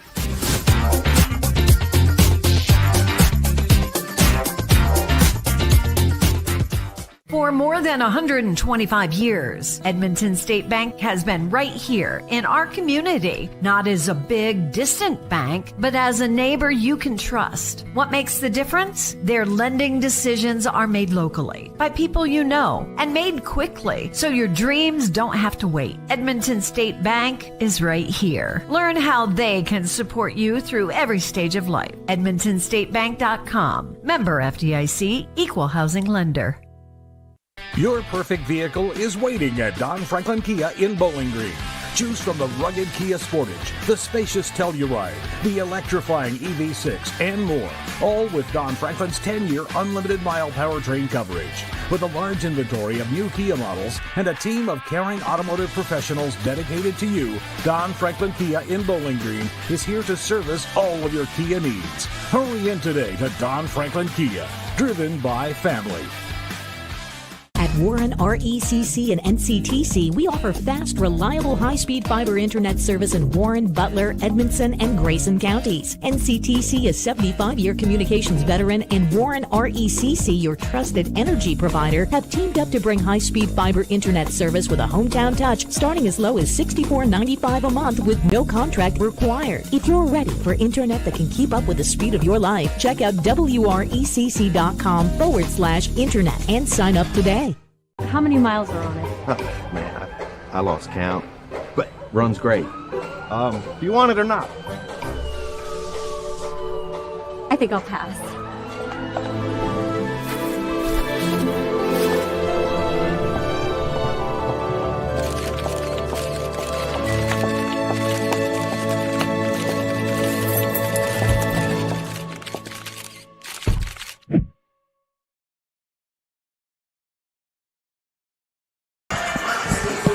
Welcome back to the postgame show presented by Don Franklin Bowling Green Kia Postgame here on the 7 Mountains Sports Network. Logan Blanford, Sean Hampton with you Well, Bowling Green, a convincing win tonight here at the Swamp. We can look at our stats here. Free throws for both teams. Bowling Green 12 of 15 from the line. Greenwood 6 of 12. Rebounds, Bowling Green 29-20 for Greenwood. Turnovers, 16 for Bowling Green, 20 for Greenwood. And then 15 fouls on Bowling Green compared to 14 for Greenwood. So all around, a solid defensive masterclass by Calvin Head's Purples tonight. Oh yeah, he played defense just exactly the way that he wanted to. Out of the points that were scored by the Lady Gators, you had Hendricks who had 7. Tandy had 1 point. Spidell had 9. Buser with 3 points.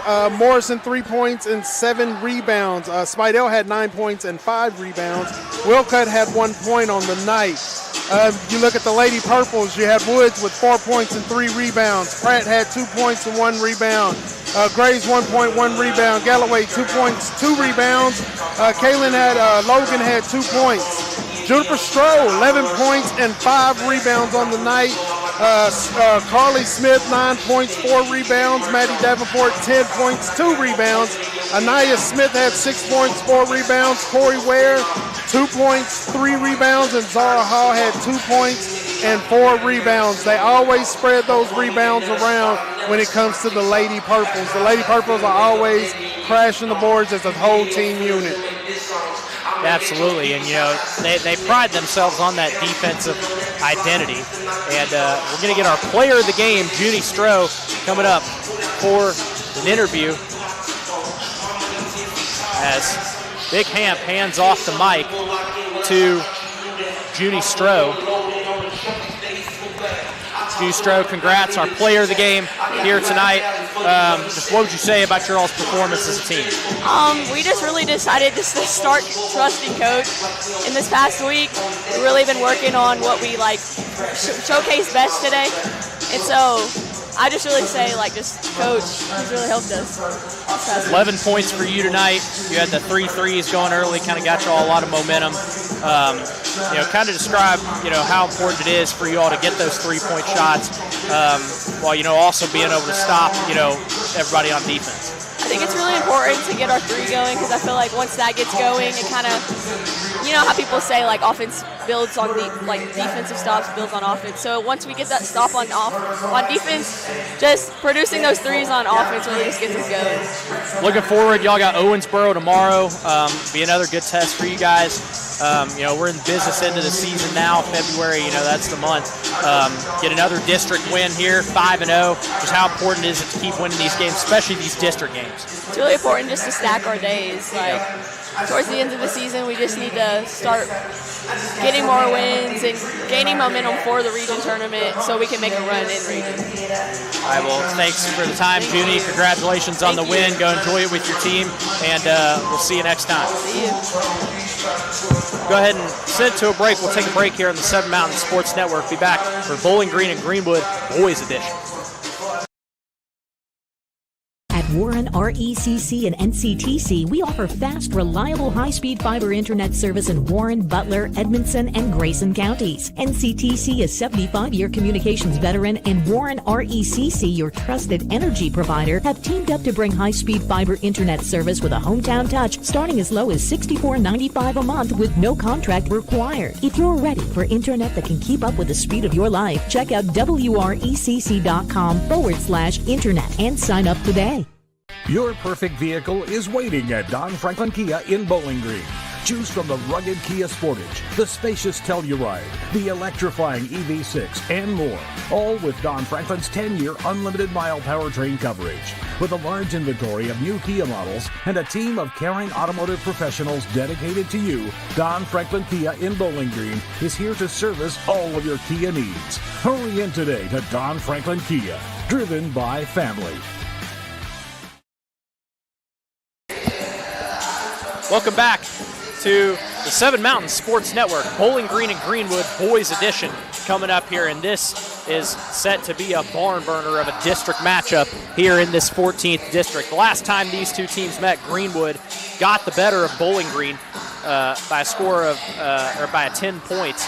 10-point win for Greenwood. And so Bowling Green, off a huge win against Warren Central, going to try and get revenge here on the Gators here at the Swamp. I'm Logan Blanford, been joined by Big Hamp as he makes his way back up the stairs. And we're going to have a fun one tonight. Greenwood, Bowling Green at the Swamp. Bowling Green, after losing by 10 last time to Greenwood, have been looking forward to this one ever since it. We got Coach Head now joining us for a quick interview, so we're going to get him and get his thoughts on the Lady Purples win over Greenwood before we get into the boys game. All right, Coach, congrats on the win. Big win for you all. Undefeated in district play. Just got to keep going. Just kind of, thoughts on the game. Yeah, I thought our kids did extremely well with our game plan, and Angeli Hendricks and Morrison and Spidell are tough covers, and if Tandy gets going there, she's tough too. So I thought defensively we did a pretty good job, and we made some tweaks offensively too that helped. But very proud of the valiant effort of our girls, and we had on our mind to come in and try to clinch that #1 outright seed, and they did it. So I'm very, very proud of them. Yeah, you guys pretty much, or you were able to shut down Hendricks for the most part. I mean, as much as you can of a player like that. Y'all really keyed in on her. And just kind of focus all around. I know how much you preach defense to your girls, and they did a pretty good job of it tonight. They did. Listen, she's good. She's really good, actually, and so she requires a lot of our attention. And she got loose a couple of times. I think sometimes some of those shots she just missed, but I thought we wore her down, and she made plays too, and got some of her other teammates going, and they got some easy shots. But you got to pick your poison. She's such a skilled player, so. Again, we threw a lot of bodies at her, and I think we wore her down. And so I'm really proud of our girls for sticking to the game plan. Owensboro will be a good test for you all tomorrow. Quick thoughts on that one? Yeah, short turnaround. We excited to play them. They've had a lot of success in the third region the last few years, so excited to see how we bounce back from tonight and make sure we continue to move forward and get better. Well, thanks, Coach, for coming up, joining us on our post-game show here on the 7 Mountain Sports Network. We'll take a quick break and be back for Greenwood Bowling Green boys. For more than 125 years, Edmonton State Bank has been right here in our community, not as a big, distant bank, but as a neighbor you can trust. What makes the difference? Their lending decisions are made locally by people you know and made quickly, so your dreams don't have to wait. Edmonton State Bank is right here. Learn how they can support you through every stage of life. EdmontonStateBank.com. Member FDIC, Equal Housing Lender. Your perfect vehicle is waiting at Don Franklin Kia in Bowling Green. Choose from the rugged Kia Sportage, the spacious Telluride, the electrifying EV6, and more. All with Don Franklin's 10-year unlimited mile powertrain coverage. With a large inventory of new Kia models and a team of caring automotive professionals dedicated to you, Don Franklin Kia in Bowling Green is here to service all of your Kia needs. Hurry in today to Don Franklin Kia, driven by family. Welcome back into the Swamp here on the 7 Mountain Sports Network. Just about set for Bowling Green against Greenwood. Boys go to battle coming up. And as we were talking about before we had the Coach Head interview, Greenwood, a 10-point win over Bowling Green in their last meeting. Bowling Green coming in looking for some revenge tonight. Yeah, Bowling Green's definitely looking for a little bit of revenge for tonight. Greenwood beat them for the first time in program history when they won. Isaiah Summers is a baller, and that is one that they're going to have to watch for. Yeah, and if you're Bowling Green, you're in the clouds coming off that win against Warren Central, handing them only their second loss of the season. So now, that momentum may be gone because we had the 10-day snow break. So that was very ill time for Coach Sherrill, but look, maybe they still have that. Maybe they've been, they got that big win. Now they've had some rest. Maybe this could be a turning point in this season for this Bowling Green team because, these next two district games, Greenwood and Southmore, are pretty much must win if they don't want to be the 4 seed. So very important here for the Purples. definitely important for the Purples to play the type of game that they play, and to, like you said, they just came off of a big win before they got stalled out a little bit by the snow, but that win was major. But I think that snowfall was a good thing for them, so that they don't have such a man, for the lack of words, to have such a high quick turnaround. And they lose sight into what it is that they're trying to do. Gives them time to kind of bring them back to earth a little bit. Yes, because you know, sometimes you get that Super Bowl hangover or whatever, a championship hangover, and they could have very well gotten that winning a tough game by a very, very tough Warren Central Dragons team. We'll go ahead and take a quick break here at our pregame show on the 7 Mountain Sports Network. Be back for more. At Warren RECC and NCTC, we offer fast, reliable, high-speed fiber internet service in Warren, Butler, Edmondson, and Grayson counties. NCTC, a 75-year communications veteran, and Warren RECC, your trusted energy provider, have teamed up to bring high-speed fiber internet service with a hometown touch starting as low as $64.95 a month with no contract required. If you're ready for internet that can keep up with the speed of your life, check out wrecc.com/internet and sign up today. Here's 5 ways to keeping your Toyota running smoothly. Get long life out of your vehicle. Make sure you're checking and changing your oil. If your tires look like this, that's not good. Is your vehicle slow to start? Let us check your battery. Stop in, let us check your brakes. It's very important to make sure all your fluids are topped off. When you're ready to get your car serviced, come see the team at Toyota Bowling Green.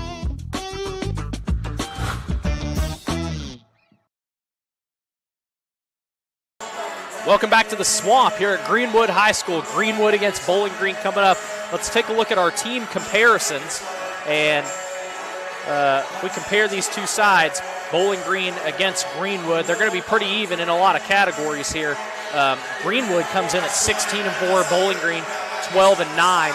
Points per game, Greenwood's putting up 69 points per game compared to Bowling Green's 63. And, rebounds per game, Bowling Green slightly leads 30-29. Field goal percentage, it's Greenwood 48-45, and then three-point percentage is pretty much dead even. Bowling Green actually 0.3% above Greenwood. Greenwood just takes such a high volume of three-pointers. Probably the math there, but regardless, I mean, that should tell you two very even sides tonight. This one could go either way. This one could definitely go either way. Like you said, two teams who are very close in comparisons, but those small things that they do better than one another, they need to take advantage of those and move up on those if they can. Like you said, Bowling Green up just a little bit on the rebounding. If Greenwood Gators could just out-rebound a little bit, they could still stay in and put another win on them. Go ahead and get into our players to watch, beginning with Bowling Green, and it's none other than the freshman phenom Anthony Davis for the Purples. He is averaging 13.8 points per game, 7.8 rebounds, and he's a 50% free throw shooter, shoots 22% from three-point range. Anthony Davis really is the heart and soul of this Purples team already as a freshman. As a freshman, we've already talked about him taking the football team to state championship. Now he's trying to do the same thing in basketball. He scored 19 points against a tough defensive Central team when they played them here just a little while ago. He leads the team in scoring right now in district play. He is a phenomenal player, and if he can get hot and if he can stay on task, a man that's shooting 14 points a game, 8 rebounds a game, if he stays on track with that, he's going to continue to do what he does and keep lifting these Purples. And our player to watch for Greenwood is Martell Tuttle, who had a great game before the snow break against South Warren. He went off for 19 points against the Spartans, and when I talked to Coach McCoy after that, he was like, "Yeah, we need that from Martell every single game." And it hasn't always been there this season, but they're going to need that from him again tonight. Oh yeah, definitely. He will be a great addition into helping Isaiah Summers do his thing and take some of the pressure off of Summers. Tuttle doing what he did against again another tough team in South Warren, scoring 19 points is nothing short than phenomenal.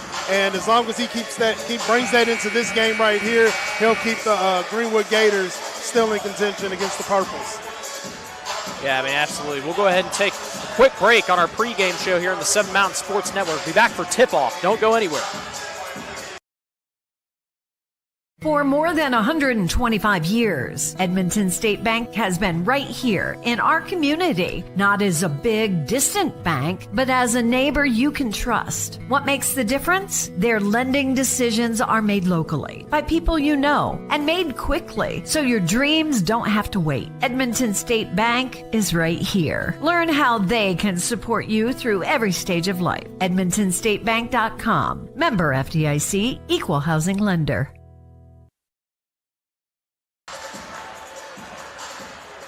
Welcome back to the Swamp. Greenwood against Bowling Green coming up here very shortly.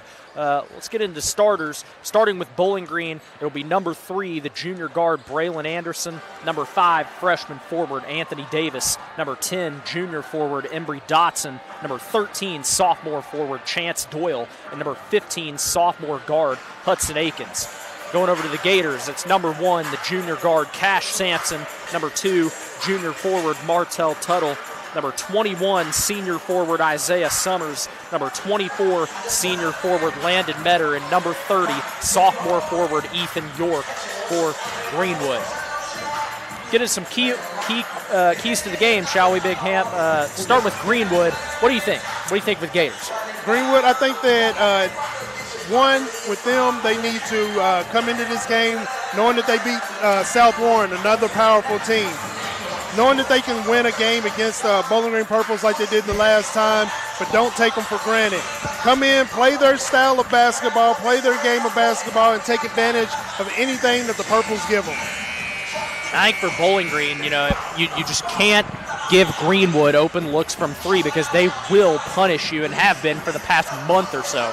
I mean, all of January, they shot the ball lights out. I mean, ever since they came back, I don't know what they did in California. They must win some three-point shooting camp out there in San Diego. But ever since then, I mean, they have come out shooting lights out. And so you can't give them any open looks because you got York, Kennedy, Sampson who can hit it, Tuttle who can hit it, Summers who can get going. Yep. So, I mean, there are just a plethora of guys that can hit. And so for Bowling Green, you just got to be on top of that defensively.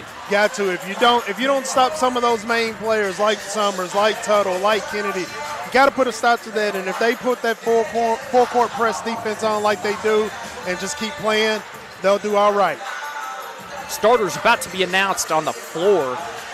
Hamp, I like our student section and our crowds tonight.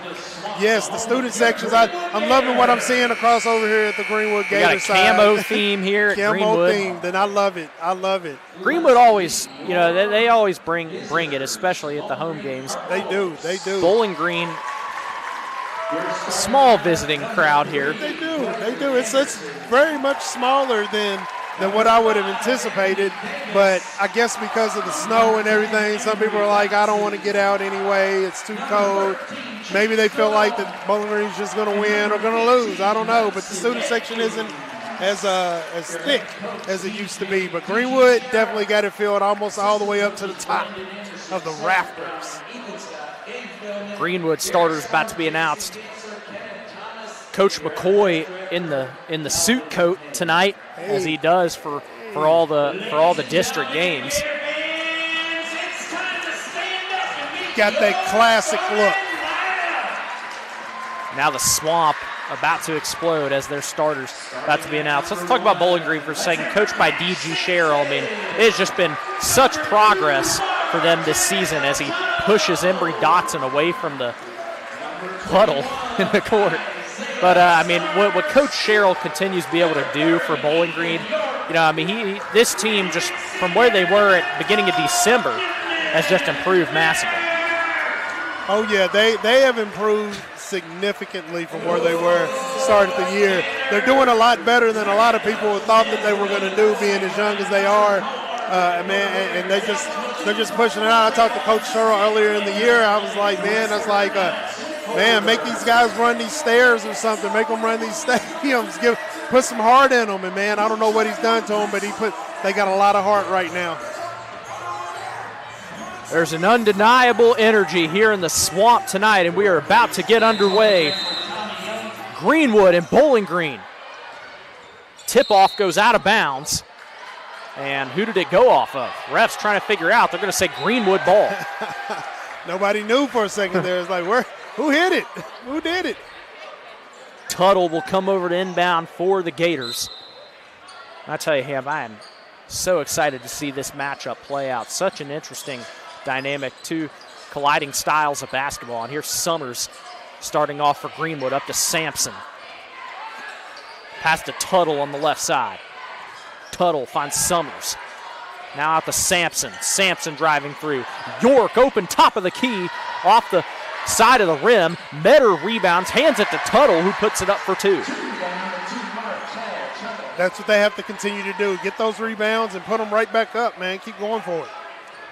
Martell Tuttle, our player to watch, gets the scoring going for Greenwood. Bowling Green, first possession of the game. It's Davis, guarded by Tuttle.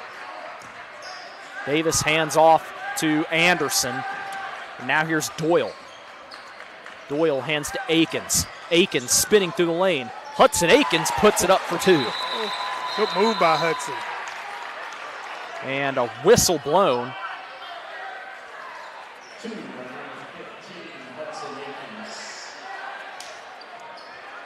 Not really sure what the whistle was for there. I missed that one. Yeah, I'm a little confused by what happened on that one. Greenwood up the right side. Here's Sampson. Gets the screen from Metter. Sampson finds Metter down low for two. Landon Metter, the big post presence for Greenwood.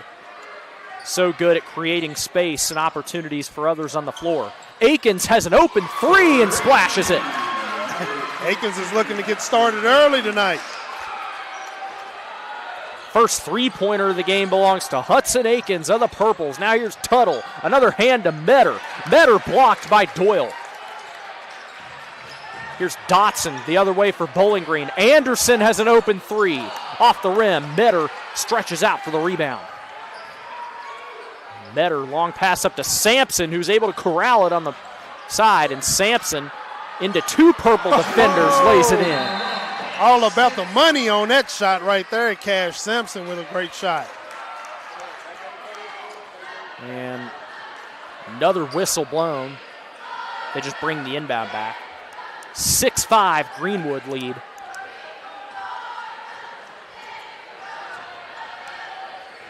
Here's Akins with it.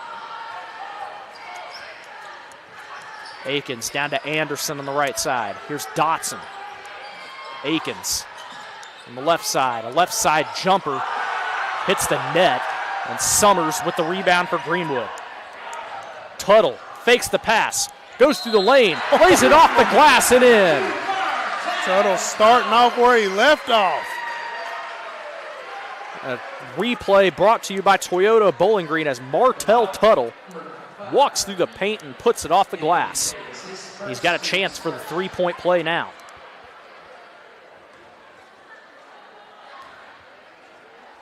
Tuttle, a 59% free throw shooter, misses that one.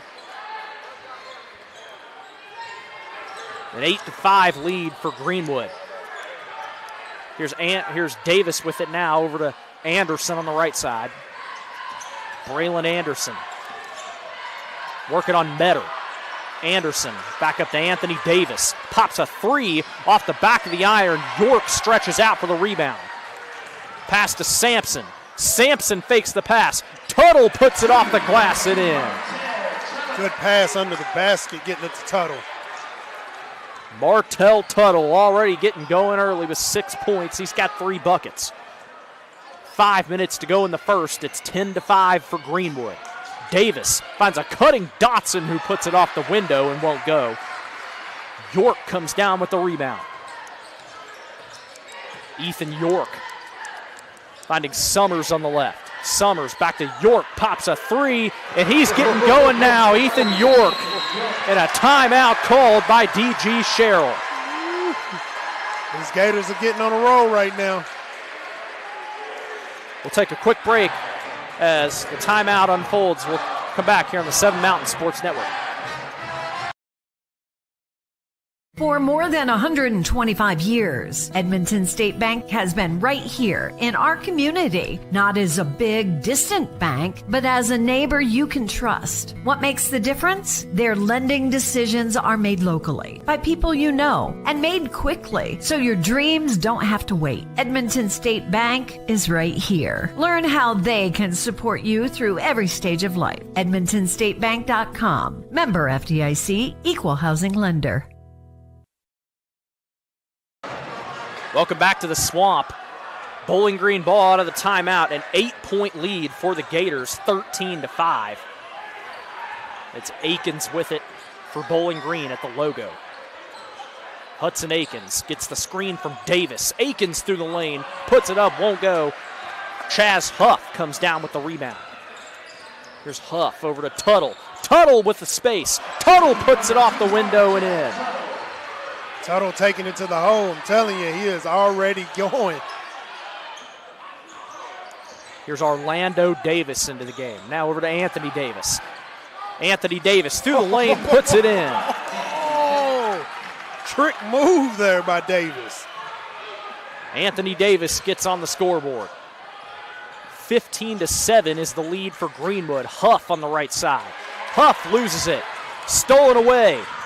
It's Christian Muhire, and Orlando Davis cleans it up. Don't pass by Muhire behind the back to Davis, who puts it up and in. Look at this. The pass over to Davis, and he gets to the line for the three-point play. That replay brought to you by Toyota of Bowling Green. And Orlando Davis converts on the three-point play. 15-10. That's the way you want to start putting yourself back in play. 3:41 to go in the first quarter.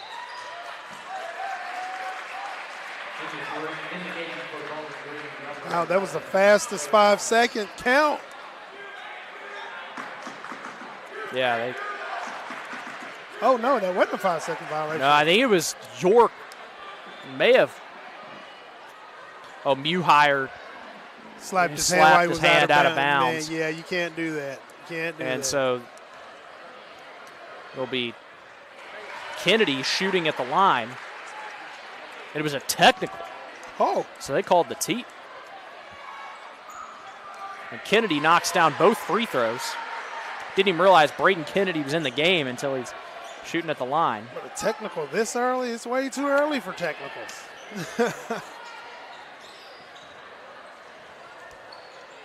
They called it on Christian Muhire, the only senior on this Bowling Green squad. Greenwood get the ball back. Here's Huff with it. Here's Sampson. Kennedy the three. Off the backboard. Rebound by Chaz Huff. Tries to get it back to Tuttle. Stolen away, and here come the Purples. Muhire. Back to Davis. It's Orlando Davis. Looking for Trey Thomas, who saves it. Now here's Anthony Davis. Anthony Davis pass to Thomas. Gives it to Muhire. Muhire cuts inside. Back to Thomas for three. Good. Trey Thomas on the three with a hand in his face. 17-13 the score. 3:02 to go in the first quarter.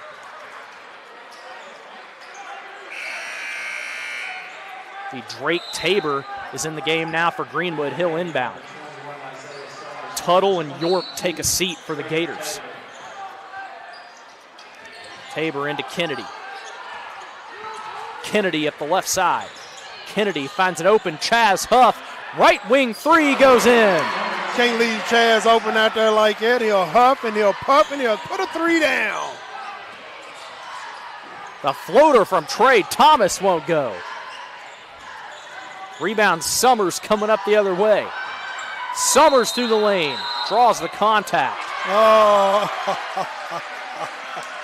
I see why that was called. I see why that was called. Muhire was still moving a little bit, and he was leaning back before he got laid into it by Summers. Isaiah Summers, first trip to the line of the night. Converts on the first.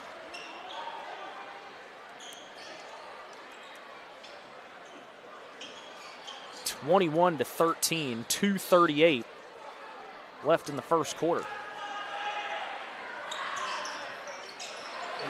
Second from Summers.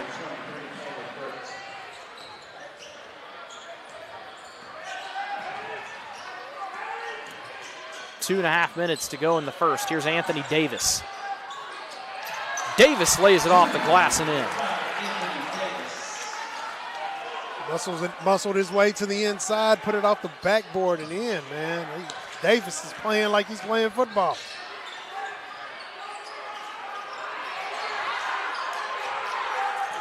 Pass finds its way to Tabor down low, who gets the contact.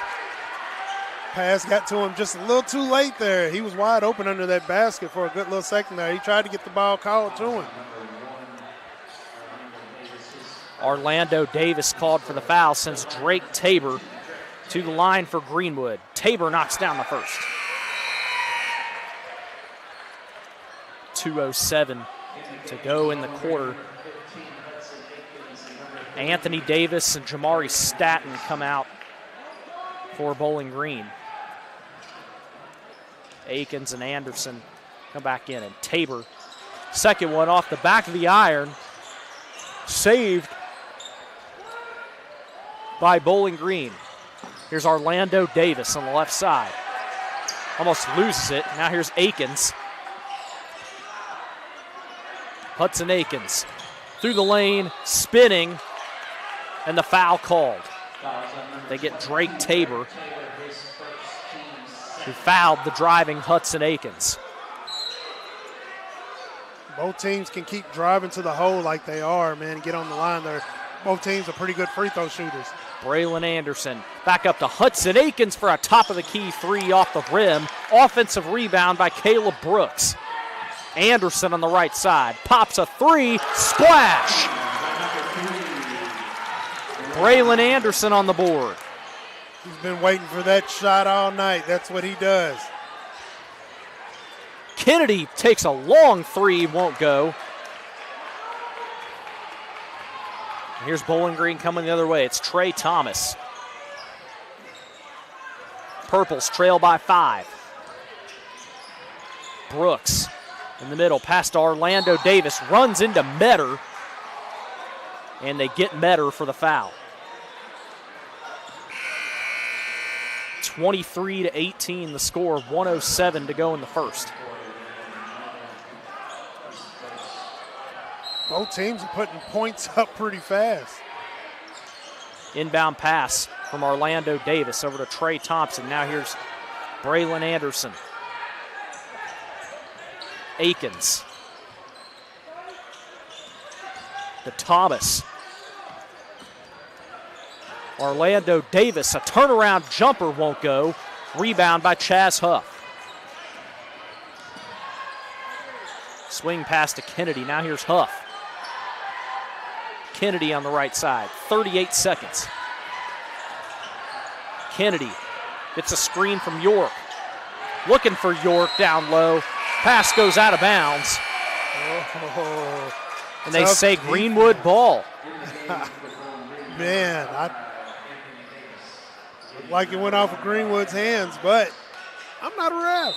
They're down there. I'm up here. Tabor inbound pass to Caden Graves, spinning his way to the basket. Graves puts it up, won't go. Rebound by Akins. Now here's Thomas. 15 seconds to go. Bowling Green can hold for the last shot of the quarter. Here's Akins. Guarded up top by Tabor. Akins. Pass to Thomas. Thomas a three, splashes. And as time expires in the first quarter, Bowling Green get the three, and it's 23-21 Greenwood. We'll be back after this for the second quarter on the 7 Mountain Sports Network. Your perfect vehicle is waiting at Don Franklin Kia in Bowling Green. Choose from the rugged Kia Sportage, the spacious Telluride, the electrifying EV6, and more. All with Don Franklin's 10-year unlimited mile powertrain coverage. With a large inventory of new Kia models and a team of caring automotive professionals dedicated to you, Don Franklin Kia in Bowling Green is here to service all of your Kia needs. Hurry in today to Don Franklin Kia, driven by family.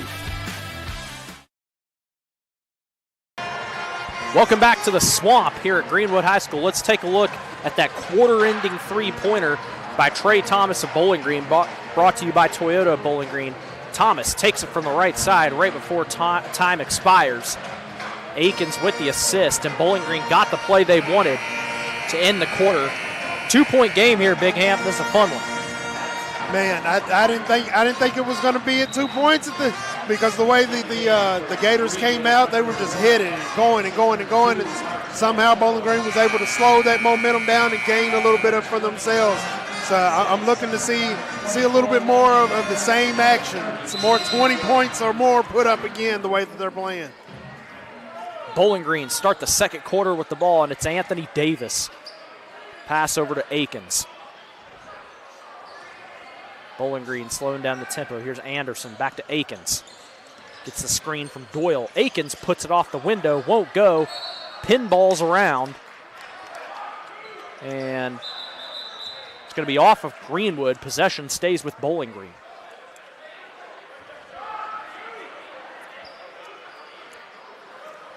"17 seconds tick off the clock in the second quarter. Dotson, the inbound pass, finds Akins inside, and a quick shot won't go. Rebound by Tuttle. A three from York on the left side. Bounces out. Summers, the offensive rebound, puts it back up and in. There's Anthony Davis over on the left side. Pass to Hudson Akins. Akins stands at the logo. Dotson. Long pass to Akins, who has to go up for it. Akins guarded by Sampson. Now the switch.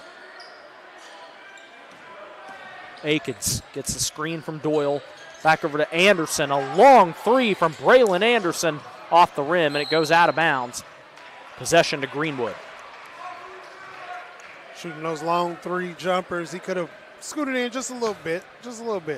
Made his shot selection just a bit better. Made the percentage of getting it a bit better as well. 25-21, 6:45 to go in the second. Here's Isaiah Summers for Greenwood. Through the middle, Summers off the glass, won't go. Ball bounces around to Anthony Davis. Long pass up to Braylon Anderson, who puts it up for two. Good pass. Summers back with it for Greenwood. Now York over to Tuttle. Finds Metter inside. Metter off the side of the rim. Rebound by Chance Doyle. Comes Anthony Davis the other way. Doyle goes to the floor. A three from Anderson goes down. And why not take that wide open three-point shot?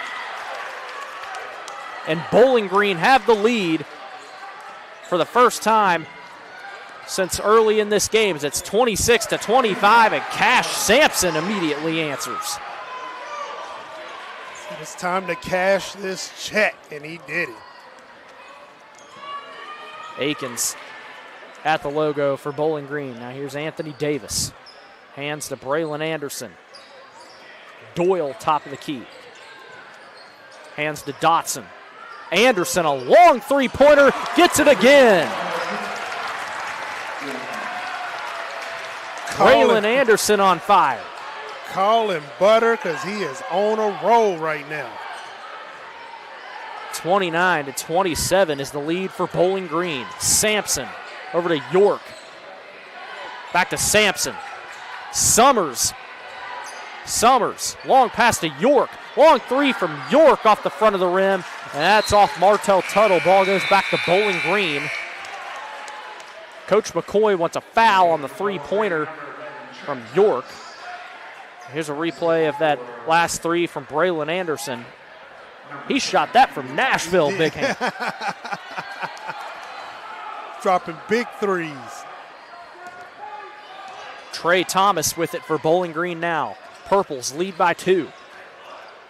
Thomas pass over to Akins. There's Anthony Davis. To Braylon Anderson. A 3. That one rims out. Rebound Martell Tuttle. Gators coming the other way. Tuttle spinning. Pass to York. York driving inside and draws the contact. Hudson Akins called for the foul. Landon Metter will inbound under his own basket. Gators trail by 2. Tuttle back to Metter inside. Metter loses it. Rolls out of bounds. Bowling Green ball. That was a good plan he had right there. It was a good pass. Second turnover on Greenwood this game. 4.5 minutes to go in the first half. Here's Thomas with it now, over to Anthony Davis. Hands to Anderson. Chance Doyle, top of the key. Thomas. Davis. Akins thought about the long 3 inside to Doyle. Chance Doyle back to Thomas. Thomas through the lane, puts it off the window and in. Good patience by the Purples there. Great defense by the Gators. They kept them from getting the ball up, but they were patient enough to not just shoot up any old shot. Hand off to Summers. Tuttle on the left side. Sampson on the right. Sampson trying to get a screen from Metter. Sampson, mid-range jumper, splashes through. Cha-ching. 2 more. And the foul called on Anthony Davis of Bowling Green. Offensive foul called on Davis. 31-29, 3:29 to go in the first half. Greenwood ball, they trail by 2. Took Davis out of the game, pure frustration on his face. Felt like he didn't cause that charge. Metter fakes the screen, and Metter loses the ball. Possession back to Bowling Green.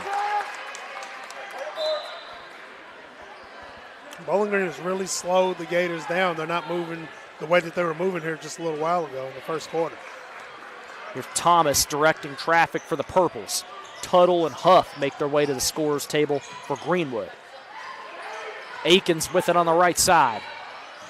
Akins at the baseline, puts up a floater that goes down. Nice move by Akins. 33-29. Summers a corner 3 for Greenwood, rattles in. Isaiah Summers responds for Greenwood. A step back 3 from Akins, air ball. Muir rebound and puts it in. Great rebound from Muir right there. Put back after getting that. 3-point lead for Bowling Green. Here's Metter.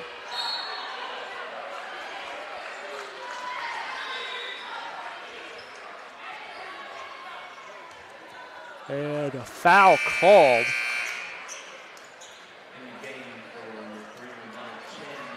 Quite, and they get Akins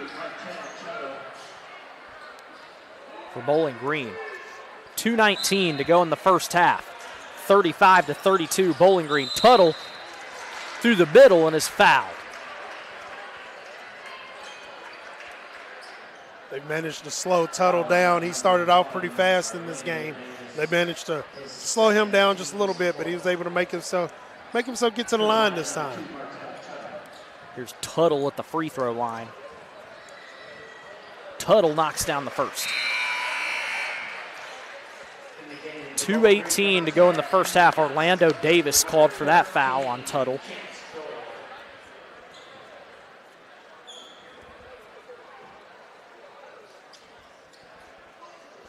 Tuttle will get the ball back for a second shot. Martell Tuttle already picking up where he left off against South Warren. He's got 10 points in this one. Thomas coming the other way for Bowling Green. Thomas guarded by Huff. Back out to Orlando Davis. Thomas. Dribbling right side. Jamari Staten coming through. Now over to Thomas. Hands to Orlando Davis. Davis almost loses it, and a double dribble called on Orlando Davis. Yeah, he's looking confused, but I'm sure he's not confused. That was definitely a double dribble on that one. Kennedy with it for Bowling Green. It's a second turnover on the Purples. Bounce pass into Tuttle. Tuttle spinning in the middle. Tuttle, a floater, won't go. Rebound Dotson. Minute and a half to go in the first half. Thomas. Staten. Back up to Embry Dotson. Running through, finds Muhire down low. Muhire puts it off the window and in. He created his own space under that basket because the Gators had it all locked up down there, but he created his own space to get that basket. Huff over to York. Pops a three from the swamp and won't go. Rebound by Christian Muhire, racing down the other way. Puts in another. He's on fire right now, Muhire. Let's take a look at that replay. Brought to you by Toyota Bowling Green. Christian Muhire goes coast to coast and puts it up and in and gets the foul. Christian Muhire goes to the line, a 59% free throw shooter. Man on fire, Muhire. Knocks it down. 6-point lead for Bowling Green, 40-34 with 1:01 to go in the first half. Summers inbounds to Kennedy. Kennedy over to Summers. Summers right side. Down low to Metter, and they call the foul on Bowling Green. Christian Muhire going to get that call. Tough physical defense down there. He was trying to keep him out of the paint down there, you know, trying to keep him from getting it down low. 49 seconds to go in the half. First shot from Landon Metter goes down. And everybody knows Metter is a force down low, so he was trying to keep him out of there. It's a little too handsy. Landon Metter, a 69% free throw shooter. He knocks down both on this trip. And Coach McCoy, out of the free throws, calls a timeout. We'll be back after this quick break here on the 7 Mountain Sports Network.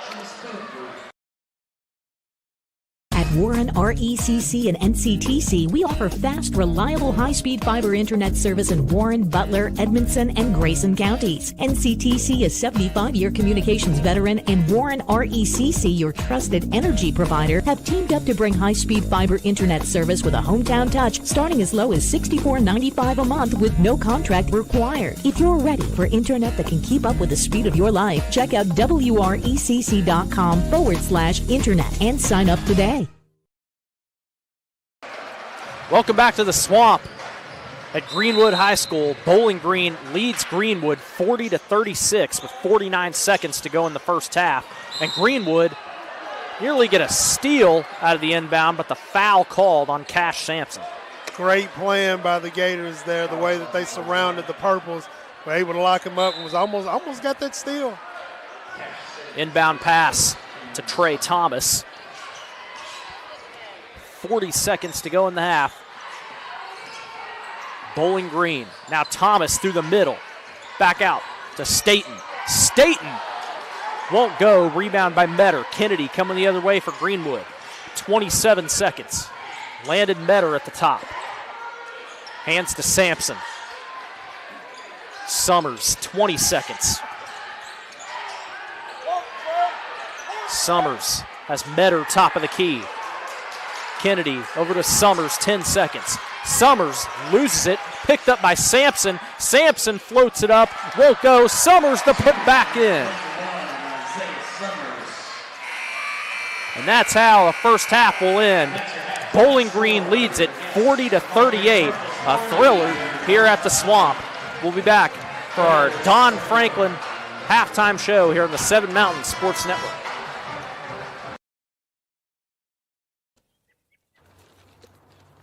I want to buy this truck, man. This is perfect. It is a beautiful truck. Do you want to see the inside? Is it available? Yeah, sure is. Is it available? I just said it was. Hey, how many miles has it got on it? Just over 30,000 miles. Still practically new. But it's got rain on it. What? Do you want to see the inside? Do you have any questions? No. I have to think about it. Also, it has rain on it.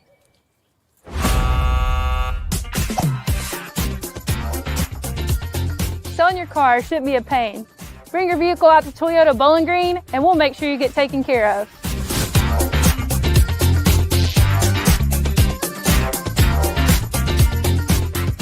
For more than 125 years, Edmonton State Bank has been right here in our community, not as a big, distant bank, but as a neighbor you can trust. What makes the difference? Their lending decisions are made locally by people you know and made quickly, so your dreams don't have to wait. Edmonton State Bank is right here. Learn how they can support you through every stage of life. EdmontonStateBank.com. Member FDIC, Equal Housing Lender.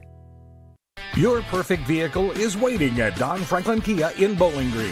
Choose from the rugged Kia Sportage, the spacious Telluride, the electrifying EV6, and more. All with Don Franklin's 10-year unlimited mile powertrain coverage. With a large inventory of new Kia models and a team of caring automotive professionals dedicated to you, Don Franklin Kia in Bowling Green is here to service all of your Kia needs. Hurry in today to Don Franklin Kia, driven by family.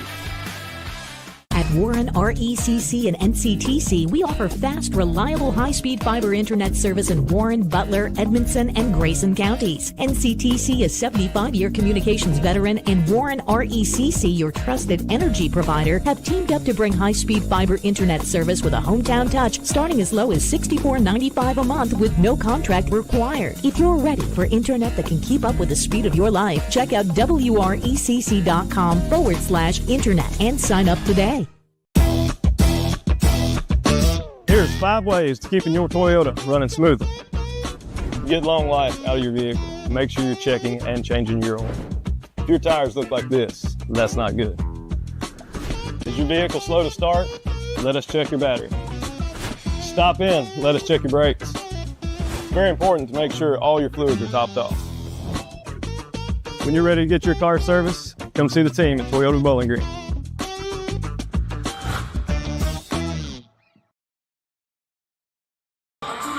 Welcome back to the Don Franklin Bowling Green Kia halftime report of the Seven Mountains Sports Network. Logan Blanford, Sean Hampton with you here at the Swamp. Been a thriller in the first half. Bowling Green leads it by 2. Pretty good stuff. Let's look at these team comparisons. And, 2-point game, they're really about even in all categories. Free throws, Bowling Green only have 1 trip to the line all night. They're 2 for 2. Greenwood, 9 of 11. Rebounds, Greenwood lead the Purples 14 to 11. 5 turnovers on Greenwood compared to 2 for Bowling Green. And then 10 fouls committed by Bowling Green compared to just 3 for Greenwood. Man, they're going to want to stay off of them fouls. Right now, going with the Purples, the visiting team, with the scores that they put up right now, Orlando Davis has 3 points. Braylon Anderson with 11, coming up with 3 threes already on the night. Anthony Davis, 4 points, 2 rebounds. Trey Thomas has 8 points. Christian Muhire, who went on fire, has 7 points and 2 rebounds at the moment. Hudson Akins has 7 points and 2 rebounds, going to the home team, the Gators. Cash Simpson has cashed in 6 points at the moment. Martell Tuttle coming in where he left off a couple weeks ago, 10 points, 2 rebounds. Braden Kennedy, 2 points. Chaz Up, 3 points, 3 rebounds. Isaiah Summers with 9 points and 4 rebounds. I'm looking for him to bounce back here in just a little bit. Drake Tabor with 1 point. Landon Metter with 6 points and 3 rebounds, and we have Ethan York with 3 points and 2 rebounds as we are in the halftime right now, 38-40. Yeah, I mean, been a very interesting first half. I mean, Greenwood kind of got off to the hotter start, but then Bowling Green kind of grew into the game. And, they opened up a 10-point lead at one point, but now it leads back to 2. Oh, yeah, the Bowling Green Purples were down there for a minute. The Gators came out hot, ready to go. They were snagging Purples into the swamp left and right there for a minute. And then the Purples said no more, slowed them down a little bit, started putting up points themselves, getting into the hole. But if they don't be careful, they're going to start getting themselves into some foul trouble. Yeah, you look at that striking difference in the number of fouls. Christian Muhir's on 3 fouls. He had the 1 technical. And then you got Orlando Davis, Anthony Davis, and Hudson Akins are all on 2. And for Greenwood, they have nobody on more than 1. So foul's not a problem for Greenwood right now. It's going to be Bowling Green that, can they avoid running into that problem in the second half is going to be a key. Yeah, the Greenwood Gators right now, if they just They need more people to start, jumping in a little bit more, going after those rebounds, making better shot selections. No, don't rush anything. They're not down by nothing but 2 points, but I don't think that they should have in their head that just because they beat Bowling Green at home, that they're going to do it here at the Swamp. And Bowling Green, I know they're really wanting to take a win away home from here right now tonight. We'll go ahead and take a quick break, come back for start of the second half here on the 7 Mountain Sports Network.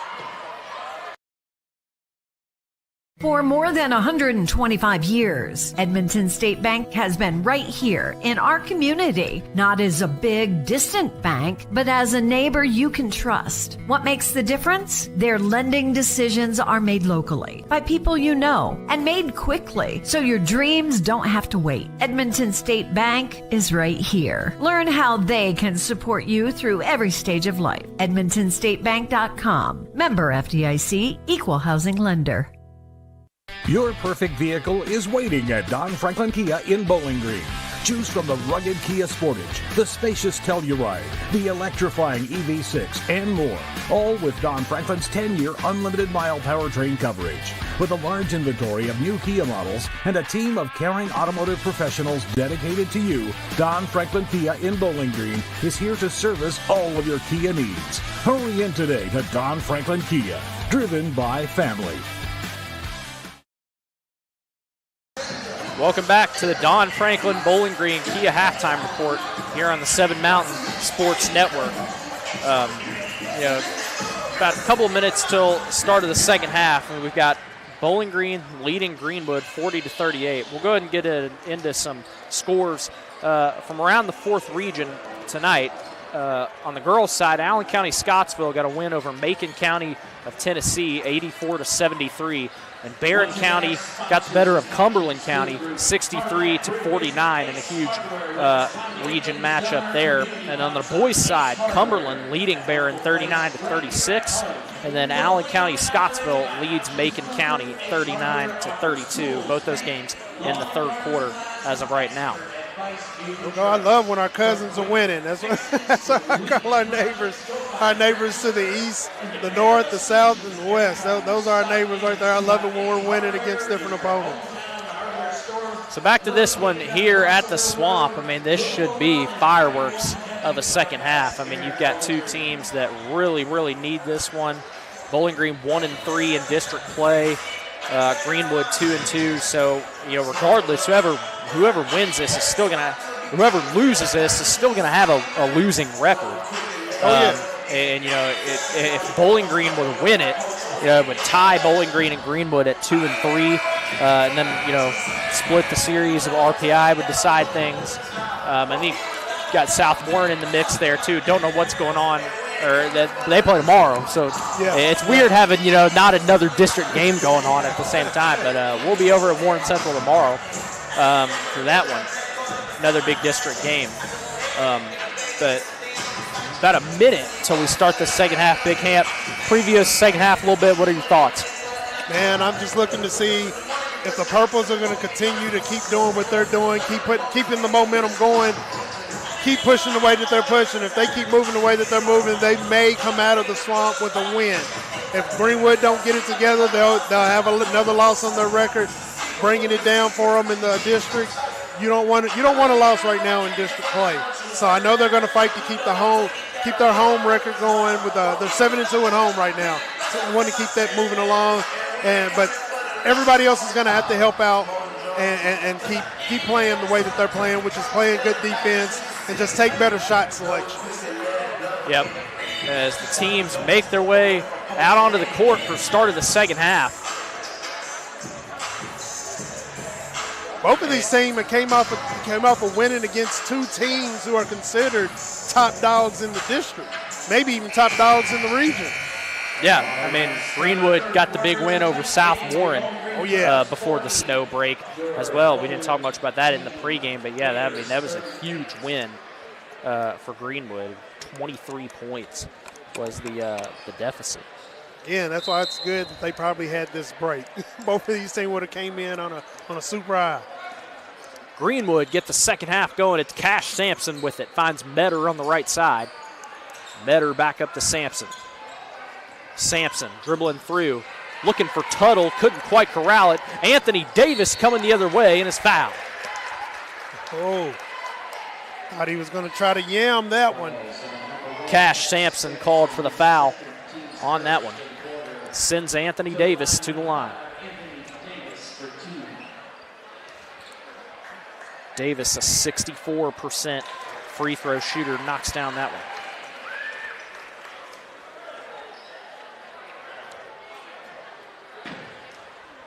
Bowling Green get the second half going with two made free throws from Anthony Davis. Tuttle inbounds to Metter. Here's Tuttle with it. Gators trail by 4. Tuttle, right side, over to Sampson. Back up to York. Here's Metter. Metter finds Tuttle right side. Tuttle dribbling in. Tuttle takes a step.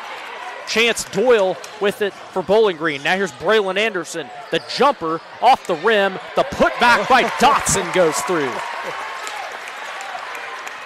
Dotson went above the rim there. And Metter, coming the other way, is fouled. Chance Doyle called for that foul for Bowling Green. Landon Metter at the free throw line.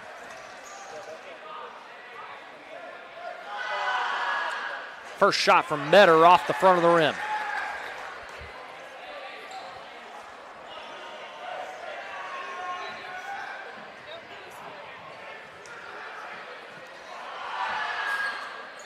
Metter cannot convert on either free throw. Tuttle goes to the floor with the ball. And they call Chance Doyle for another foul. Coach Sherrill has his hands on his head. Yeah, I don't agree with that one myself. That he just went down grabbing the ball. That wasn't a foul. That's just going down with the ball. Sampson over to York on the right side. Here's Tuttle. Back up to Summers. Hands to Sampson. Summers through the middle. Lays it off the window and in. Summers kind of reminds me of Kareem sometimes when he stretches out his arms and he's able to just get the ball to the rim from anywhere. Dotson looking for Doyle down low. Picked off by York. Coming back the other way, here's Sampson. Sampson off the window and in. Cha-ching, Cash. 8 points for Cash Sampson. Now here's Doyle in the left corner. Anderson from downtown off the rim. Rebound by Summers. You don't want to take those just off the whim. Summers. York from downtown off the rim as well. Summers left side. Floats it up and draws the foul.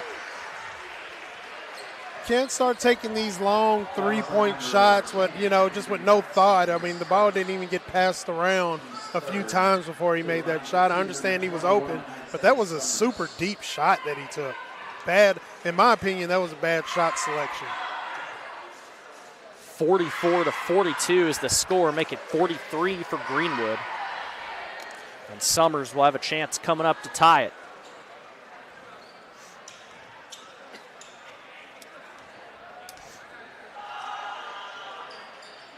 Second shot goes down from Summers. 13 points for Isaiah.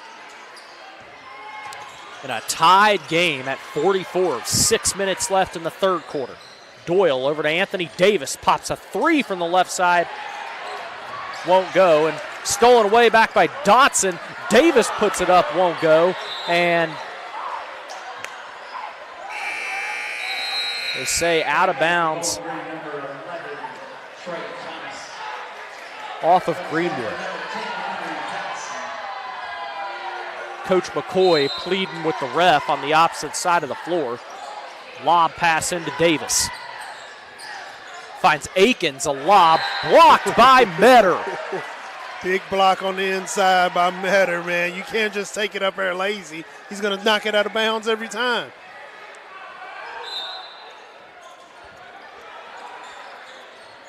Finds Anderson in the corner. Anderson over to Akins. Top of the key. Three goes in. 10 points for Hudson Akins. Response from Bowling Green, 47-44. Summers, pass to York, back hands off to Summers. Summers just taking it by the scruff of the neck here for Greenwood. Summers starting to look like the game that he played against the Purples when they won. Anthony Davis off the backboard. Doyle, rebound by Metter. Metter loses the ball.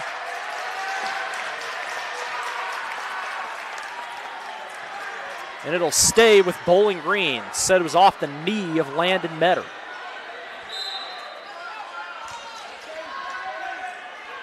Lob pass up to Anthony Davis. Turnaround pass to Doyle. Doyle hands to Thomas. Trey Thomas loses it. Sampson picks it up. Over to Tuttle. Tuttle through the middle. Off the rim. Rebound Thomas. Anderson coming the other way. Davis puts it up and in. 49-46. Purples. Metter looking for a pass. Has Summers. Now over to Tuttle. Up to Summers. Isaiah spinning. Pass up to Cash. Sampson can't get the screen, and timeout called by Coach McCoy. Coach McCoy saying nothing was moving, and he just shook his head and said timeout. We'll take a timeout as well. Be back after this on the 7 Mountain Sports Network.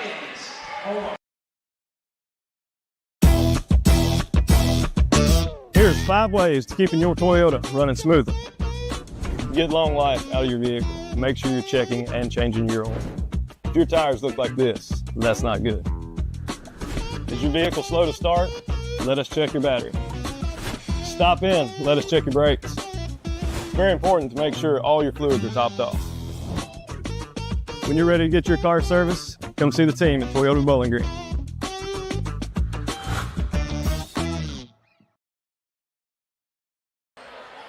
Welcome back to the Swamp here at Greenwood, where the Gators trail the Purples 49-46. Greenwood ball out of the timeout by Coach McCoy. Now York to inbound. Finds Kennedy open at the top. Now here's Summers on the right side. Summers spinning. Off the glass, won't go. Rebound by Muhire coming the other way. Here's Anthony Davis. Davis a move. Rebound Muhire. He is fouled on the second effort. Muhire's all over the place, just throwing the ball up when he gets it, trying to get it in the bucket. Braden Kennedy called on that foul. Excuse me, York.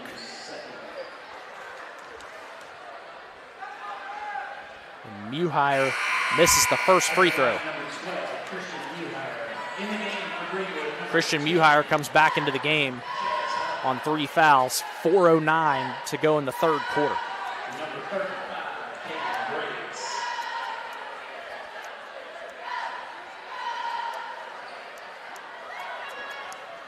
And some delay in the second shot here. But Muhire puts it up off the front of the rim. 0 for 2 trip. Here's Summers on the right side.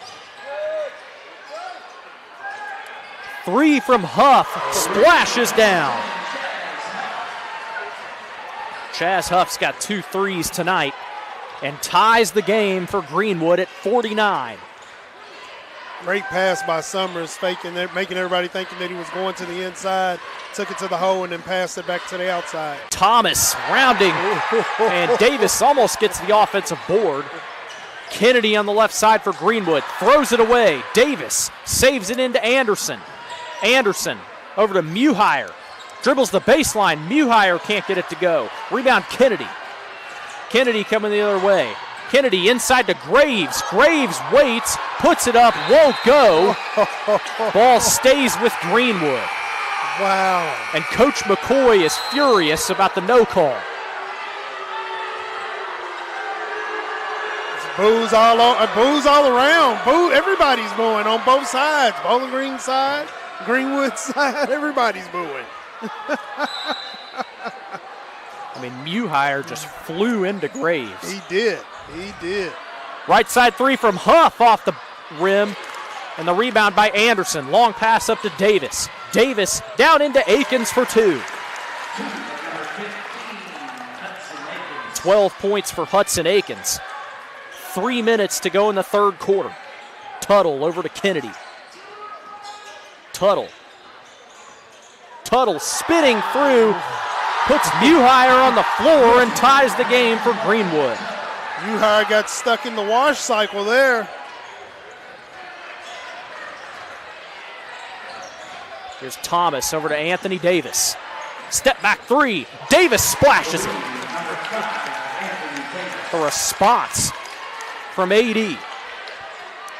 54-51, 2:25 to go in the third. Huff mishandles it over to Tuttle. Tuttle looking to drive. Huff in the quarter. Pass out to Tabor. Back over to Tuttle. 2 minutes to go in the third quarter. Here's Caden Graves inside. Looks for Kennedy on the right side. 3 rattles in. Great pass to Kennedy on the outside there, sitting wide open, sitting pretty with nobody in his face. He was able to make that 3. A tied game at 54. Second 3 of the night for Braden Kennedy. Here's Anthony Davis over to Akins. Back to Davis. Here's Anderson.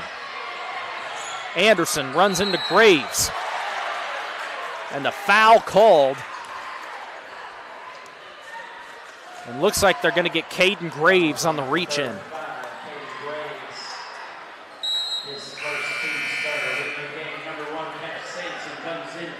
The Bowling Green ball under the basket. Minute 27 to go. We're tied at 54 in the third quarter. Embry Dotson to inbound. Finds Anderson, who loses it, but it was deflected out by Sampson, and it'll stay with the Purples. Braylon Anderson to inbound this time. Cash playing tough defense. He's in the face already. There's Anthony Davis on the right side. Over to Trey Thomas. Thomas dribbles the baseline looking for Dotson. Dotson spins around and draws the contact.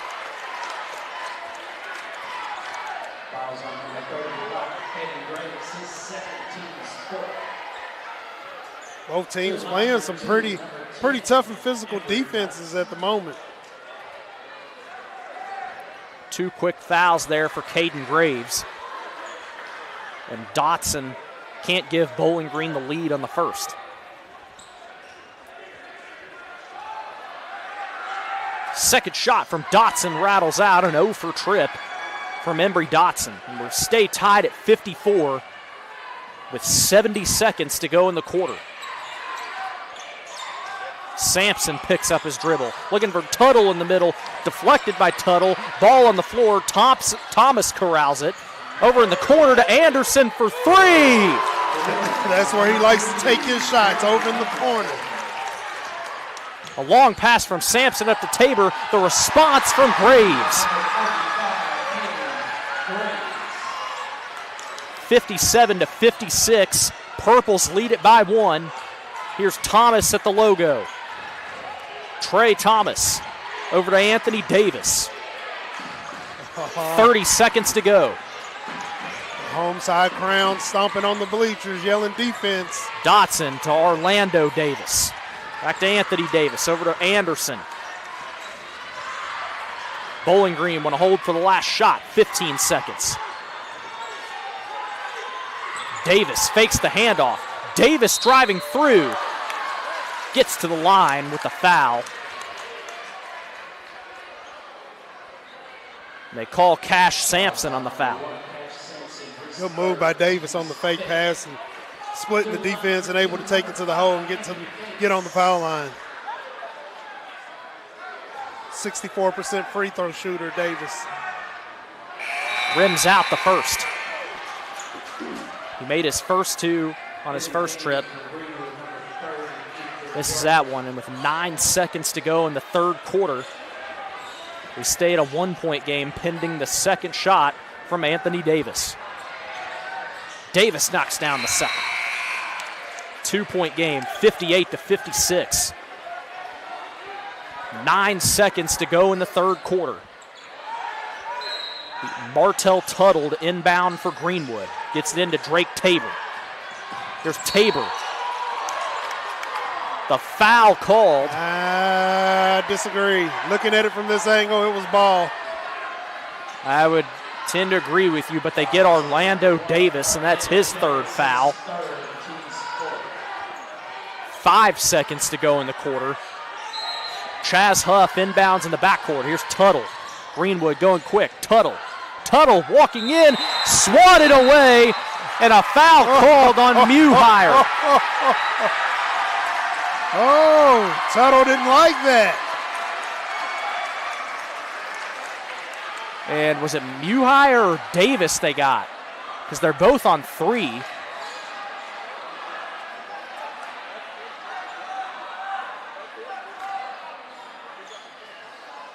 They get Orlando Davis. And Martell Tuttle with a technical for the talking afterwards.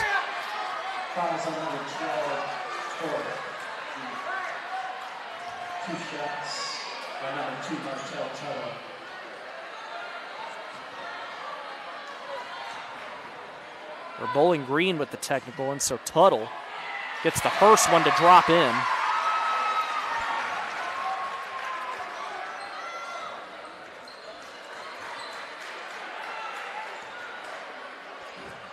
And Tuttle knocks down both. No, he doesn't. The second one rims out.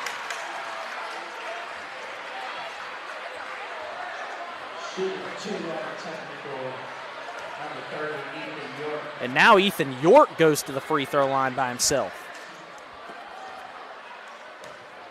Orlando Davis. And York knocks down the first free throw.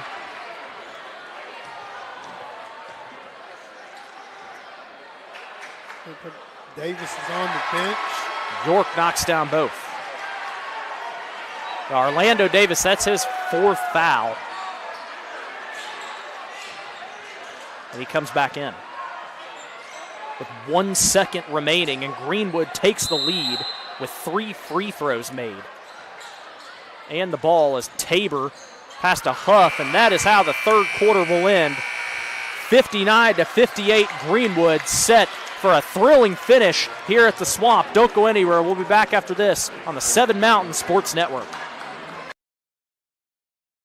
For more than 125 years, Edmonton State Bank has been right here in our community, not as a big, distant bank, but as a neighbor you can trust. What makes the difference? Their lending decisions are made locally by people you know and made quickly, so your dreams don't have to wait. Edmonton State Bank is right here. Learn how they can support you through every stage of life. EdmontonStateBank.com. Member FDIC, Equal Housing Lender. Welcome back here to the Swamp. Start of the fourth quarter, and I want to remind you, that what really sets Edmonton State Bank apart from big banks is lending decisions are always local and made faster. Edmonton State Bank, your team. Huge thanks to Edmonton State Bank, proud sponsors the 7 Mountain Sports Network. So I think what happened on the last play of that quarter there is that they got Orlando Davis for the shooting foul and the technical. Wow. So, or it was Davis on the shooting foul. Maybe somebody else got the technical for Bowling Green. And that was why Greenwood had 4 free throw attempts and then got the ball. So the Gators lead by 1. That's definitely not what you needed. Because of that right there, that put Greenwood up by 1. Coach Sherrill's still talking to the refs down there. He's trying to get it all figured out. This is wild. But the crowd is ready to go. The band just sitting down now. They finally quit playing hard, playing loud, trying to get the teams pumped. Well, all we know is we're going to have a thrilling finish here at the Swamp, and you do not want to miss this. Here's Trey Thomas starting off the quarter for Bowling Green. Now Akins. Hudson Akins on the left side. Finds Anderson up top. Here's Anthony Davis. Pass to Dotson, back to Davis. Guarded by Tuttle. Davis pops the 3, hits the net, and goes out of bounds. Greenwood ball. Took a shot. I know Coach Sherrill would have been more like, man, pass the ball around a couple more times, then take the shot. Inbound pass to Martell Tuttle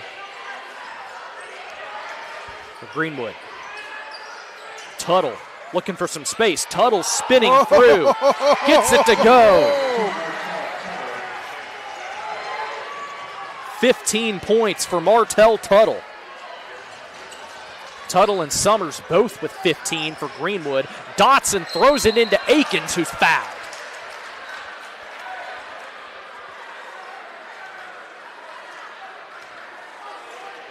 Braden Kennedy called for that foul. Dotson's a 56% free throw shooter. So it's pretty good that he gets to the line most of the time he hits. Will be Hudson Akins at the line here. Oh, I said the wrong person there. I said Dotson. Akins. Akins he's a 70% free throw shooter. And he misses the first. Misses the first. 61-58. Greenwood now a 3-point lead. Momentum has shifted in this arena as Akins drains the second. And that ball swatted away by the Purples.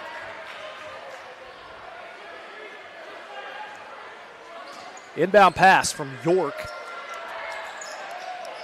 Trying to find somewhere to go. Finds Chaz Huff. Outlet pass to Tuttle. Tuttle puts it off the window and in. Oh, Tuttle took off like a shuttle right then to get that ball up in there. Here's Trey Thomas at the logo. Gets the screen. Thomas. Akins from 3. Splash! Draining threes like it's the Hudson River. 16 points for Hudson Akins. Here's Kennedy. Hands to Huff. Huff through the middle. Oh. Swatted by Anthony Davis. And here comes Akins the other way. A lob pass to Dotson, puts it up and in. Greenwood coming the other way. Here's Chaz Huff.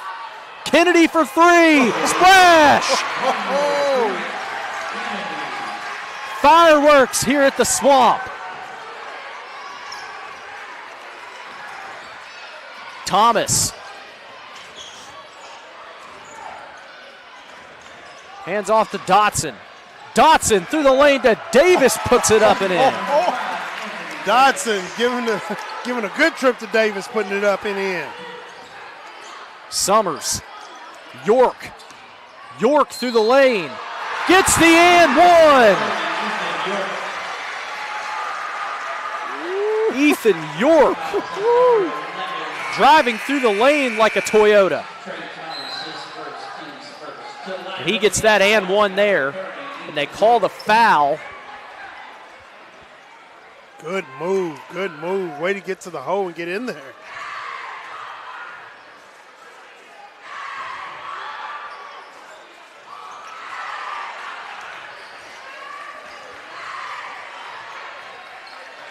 York can't convert on the free throw. York steals it away. York can't get it to go, and Anthony Davis hits the backboard, and they get the goaltend. Can't do that. Cannot slap that backboard.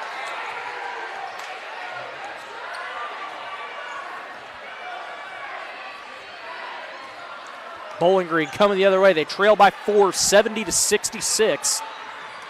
5:12 to go. Here's Thomas over to Dotson. Anderson on the right. Dotson, long pass into Anthony Davis. Finds Thomas open for three. Off the rim. Rebound by Anderson on the baseline. Pass to Dotson. Gets it in for two. And a timeout called by D.G. Sherrill of Bowling Green. And we'll take a quick look at the three here by Brayton Kennedy. Splashed it to kind of get this run of momentum going for Greenwood. And then Ethan York coming through the lane, getting that foul. Kentucky to New York. He took it down the lane. And we sit at 70-68, 4:55 to go. This game just going back and forth. Oh, man, and the lead has changed 4 or 5 times now. And this is where you don't want to get sloppy. This is where you want to make sure everything is precise. Communication is going well. Get the momentum on your side.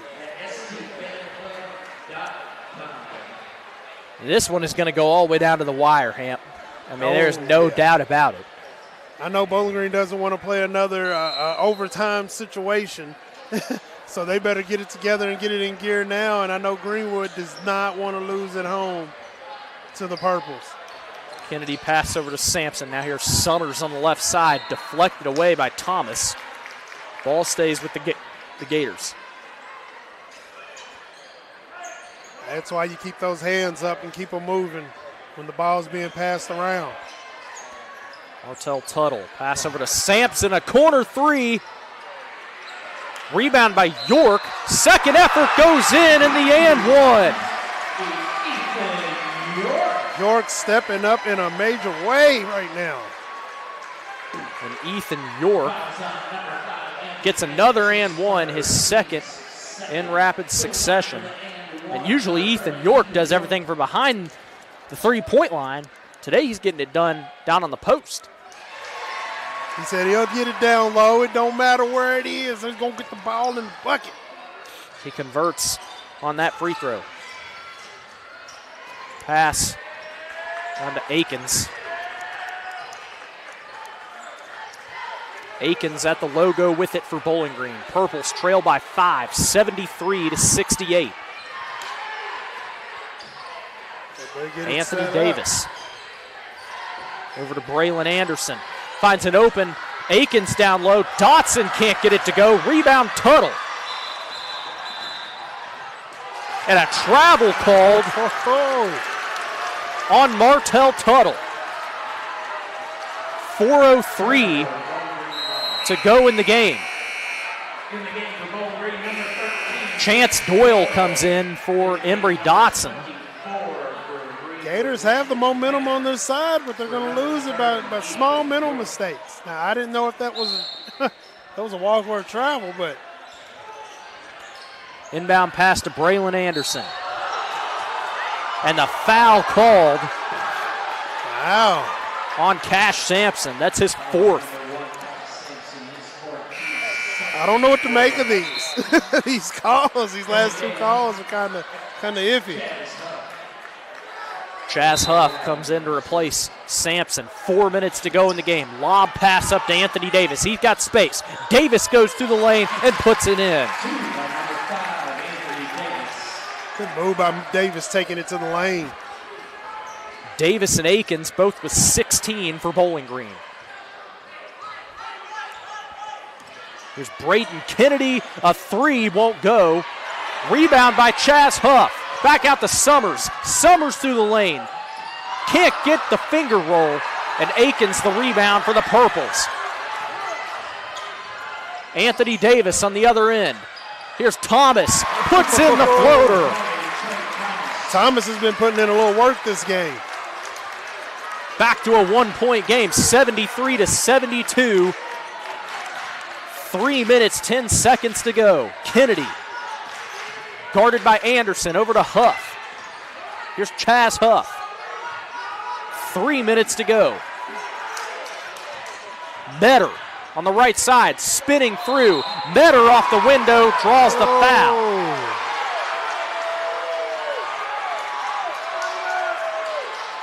Getting to the line, none better than Metter right now. He's been to the line a few times. Chance Doyle called for the foul, his third. Landon Metter goes to the free throw line with 2:55 to go.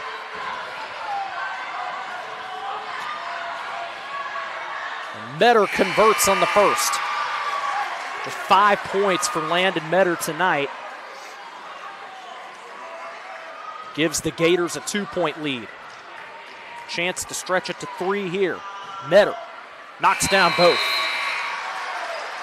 Clutch free throws from Landon Metter, and now he comes out of the game. York replaces him. 75-72 with 2:55 to go. Trey Thomas inbounds for Bowling Green. Thomas pass to Staten. Long pass back up to Thomas. Into Anthony Davis. Davis with space. Lays it in the and one.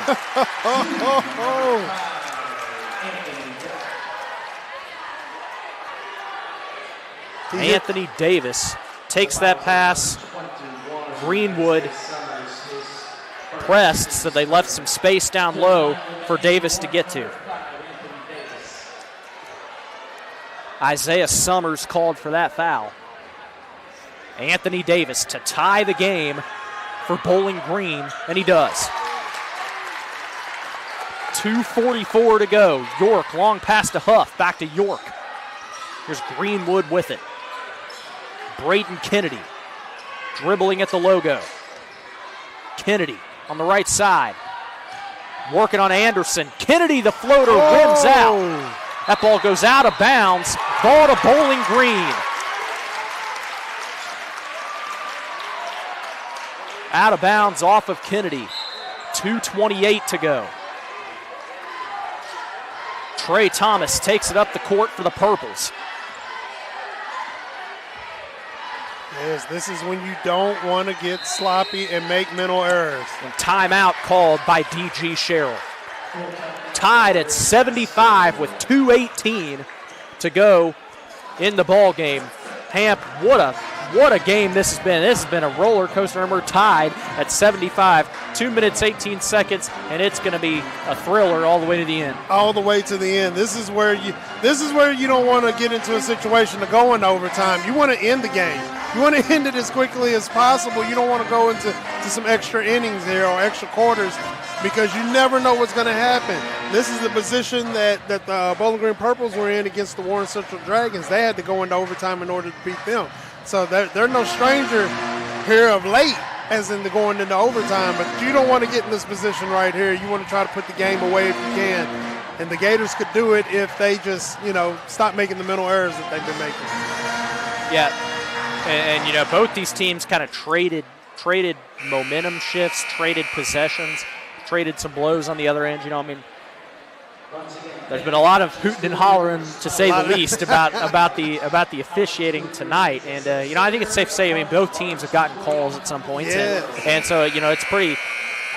And we're at an even score here, and that's all you can ask for. A tight basketball game. This has been you can't separate these two teams.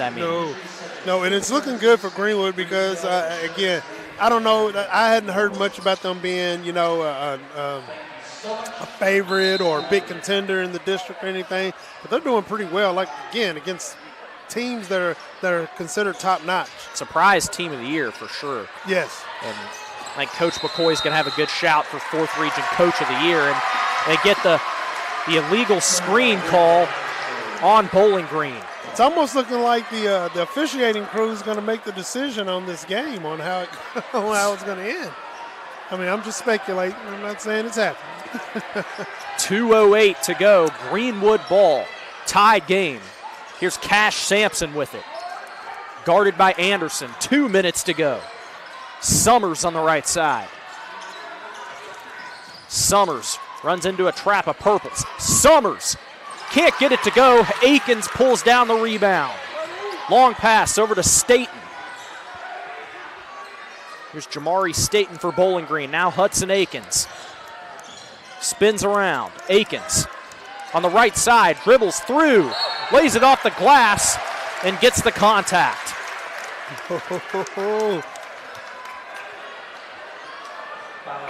Summers set up to take the charge, and he was right there for it, but moved just a little bit. Oh no, that was Sampson. That was Cash.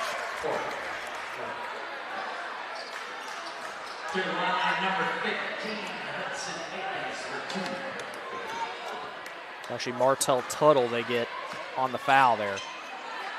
Hudson Akins going to the line to give Bowling Green the lead. Akins converts on the first.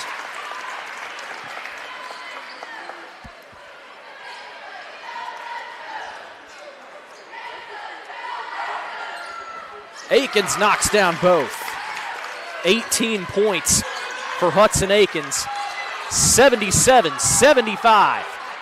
Gators with the ball, trailing by 2. Kennedy through the lane, lays it up and in. Brayton Kennedy with the response. And 1:15 to go. We're tied at 77. Here's Staten, pass to Anderson. Anderson hands off to Anthony Davis. A 3 from Trey Thomas. Good!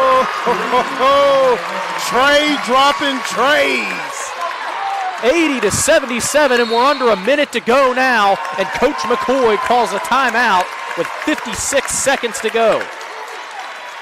Let's take a look at the three-pointer by Trey Thomas, brought to you by Toyota Bowling Green. He gets the pass from Anthony Davis and sinks it. And that's what Bowling Green are going to be looking back on if they win this game. That 3 in the final minute by Trey Thomas. Good shot selection. Had the space to get it done. He's just out there balling. Trey Thompson, he just been stepping in and stepping up every now and again, man. He just pops in and out, and you never know what he's going to do. But right now, he is giving the Bowling Green Purples the lead with that tray right there. So 56 seconds remain. Coach McCoy talking to his guys, trying to draw something up. You know, with this much time left, you don't have to have the 3. Nope. And so that's what Coach McCoy will most likely stress. But it does put a little bit more pressure on, that being a 3-point basket against a 2-point basket. So that's a big shot If you from can Thomas. get down there and get a layup and then force a turnover or just force something to happen, make sure that the Purples don't hold the ball, you got a chance. See what the Gators have drawn up here. They'll inbound to opposite side of the floor. Isaiah Summers. Landon Metter not in the game for Greenwood. Here's Kennedy.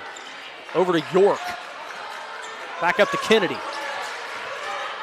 Kennedy finds York. Back to Huff. Huff takes the 3 off the front of the rim. Gets his own rebound. Back over to York. Finds Kennedy.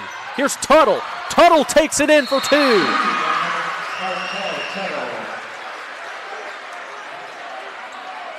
Martell Tuttle with 19 points, and Coach McCoy takes another one. So he called one before the basket, now he gets one after the basket. Now he's going to set up his defense. Got to set the defense up and make sure that they get that ball back in order for them to stay in position to have a chance to win. If not, if they don't get the ball, they're going to have to foul at some point because Bowling Green will hold on to the ball and try to start putting the right ones on the line. 80-79, 37 seconds remaining. And Greenwood has the possession arrow if there's a jump ball, so something to keep in mind there. 37 seconds. Yeah, I think it's going to be you try and press on this inbound and force a turnover, and then if Bowling Green are able to get it to this side, then you'll probably have to foul at some point. You're definitely going to have to get the foul in if you can't get the steal or force Bowling Green to make a mistake and throw the ball away or throw it over to you. Bowling Green, all they have to do is get the ball in bounds and just, keep dribbling at this point, keep dribbling. Teams back on the court, 37 seconds to go in this game. Bowling Green lead it by 1, 80-79, in what has been a thriller in part 2 of Bowling Green and Greenwood here at the Swamp. Thomas finds Anthony Davis, middle of the court. Davis running back the other way. Here's Anderson. Finds Staten. Now Thomas at the top, and Thomas is fouled by Brayton Kennedy. And Greenwood get the foul with 31 seconds to go. 6 seconds drain off the clock.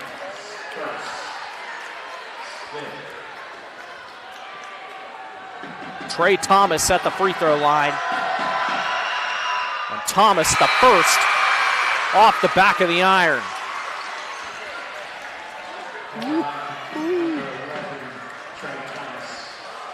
Huge shot here from Thomas. The Greenwood fans making some noise. Thomas leaves the second one short. And Ethan York calls a timeout. And I don't think Coach McCoy is happy with this guy calling a timeout there.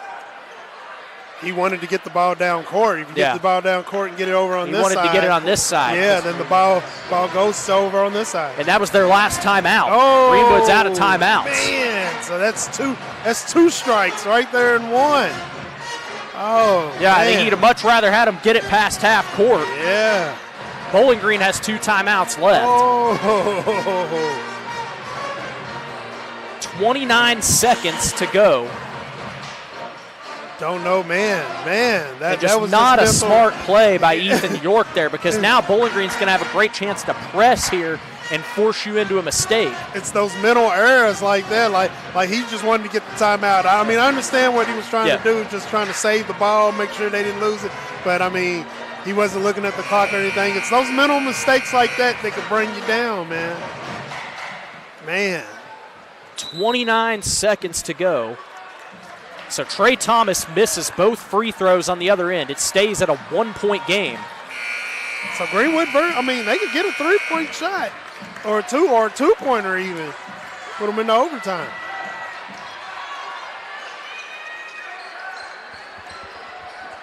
Get ready to throw the ball back in.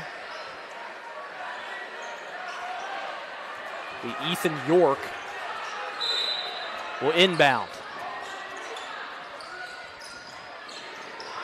Got to get it in. Intercepted by Hudson Akins. Back to Davis. Puts it up and in. And that seals the deal. 82-79. Here's Summers. Tuttle takes it in for 2 and gets fouled. 17 seconds to go. And let's take a look at that replay of the steal by the Purples. Akins gets the steal, passes it to Davis, who gets it up and in. 82-79 your score, a 3-point game. And Martell Tuttle at the line for Greenwood, and he makes the first. And now the question becomes down 2, and Coach Sherrill calls a timeout. You wonder if Coach Sherrill is preparing. Do you think it's too early for them to try and miss the second one? See, and that's what I was just thinking, that very thing. Can you still miss that second one, quote unquote, intentionally, and try to get that rebound? But that's when you need Metter underneath the basket, for sure. And they'll be able to get him in here because of the timeout if they want. Man, this is tough. This is tough right here. This is good basketball. This has been a great game. Some good district competition. Doesn't look like Coach McCoy is making any substitutions. He's keeping York, Summers, Kennedy, Tuttle, and Huff. And so interesting to see what they'll do. Will Martell Tuttle intentionally miss the second free throw? Because I think with 17 seconds here, that's enough time to be able to make it and then get the foul on the other end. I would probably lean towards you try and make it and make it a 1-point game. Yes, that's where I would go, and then I'd foul you. Yep. I'd get the one and foul you. Put you on the line. Second shot, crucial free throw for Martell Tuttle.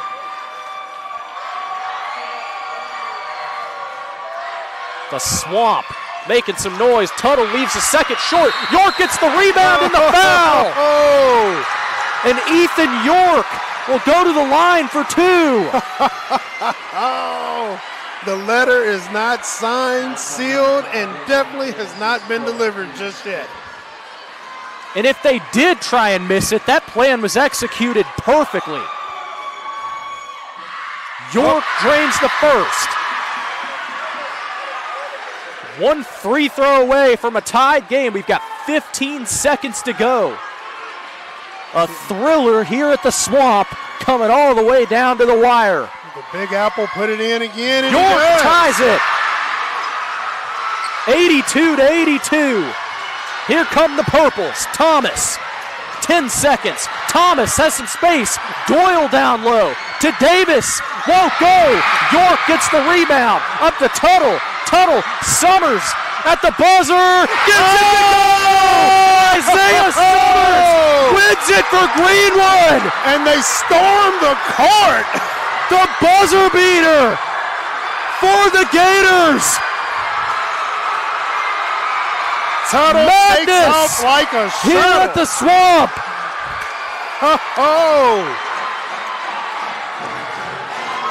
Absolute chaos. Wow. That's how Greenwood get the win, 84-82 on a last-second shot from Isaiah Summers. Unbelievable. Wow, that's all I can say, man. Oh, man. I'm out of breath, Big Ham. I know Trey Thomas is going to practice free throw shooting. We'll be back for our Don Franklin post-game report here on the 7 Mountain Sports Network after this.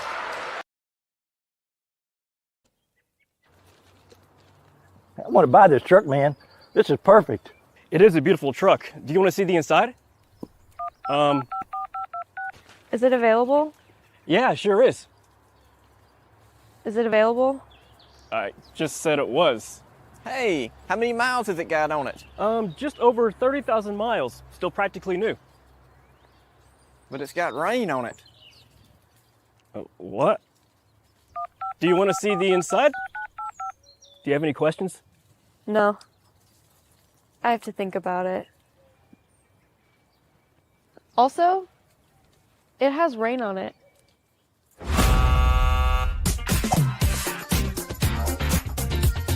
Selling your car shouldn't be a pain.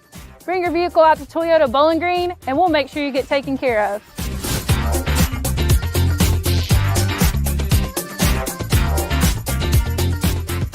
For more than 125 years, Edmonton State Bank has been right here in our community, not as a big, distant bank, but as a neighbor you can trust. What makes the difference? Their lending decisions are made locally by people you know and made quickly, so your dreams don't have to wait. Edmonton State Bank is right here. Learn how they can support you through every stage of life. EdmontonStateBank.com. Member FDIC, Equal Housing Lender. Your perfect vehicle is waiting at Don Franklin Kia in Bowling Green. Choose from the rugged Kia Sportage, the spacious Telluride, the electrifying EV6, and more. All with Don Franklin's 10-year unlimited mile powertrain coverage. With a large inventory of new Kia models and a team of caring automotive professionals dedicated to you, Don Franklin Kia in Bowling Green is here to service all of your Kia needs. Hurry in today to Don Franklin Kia, driven by family. At At Warren RECC and NCTC, we offer fast, reliable, high-speed fiber internet service in Warren, Butler, Edmondson, and Grayson counties. NCTC, a 75-year communications veteran, and Warren RECC, your trusted energy provider, have teamed up to bring high-speed fiber internet service with a hometown touch, starting as low as $64.95 a month with no contract required. If you're ready for internet that can keep up with the speed of your life, check out WRECC.com/internet and sign up today. How many miles are on it? Oh, man, I lost count, but runs great. Do you want it or not? I think I'll pass.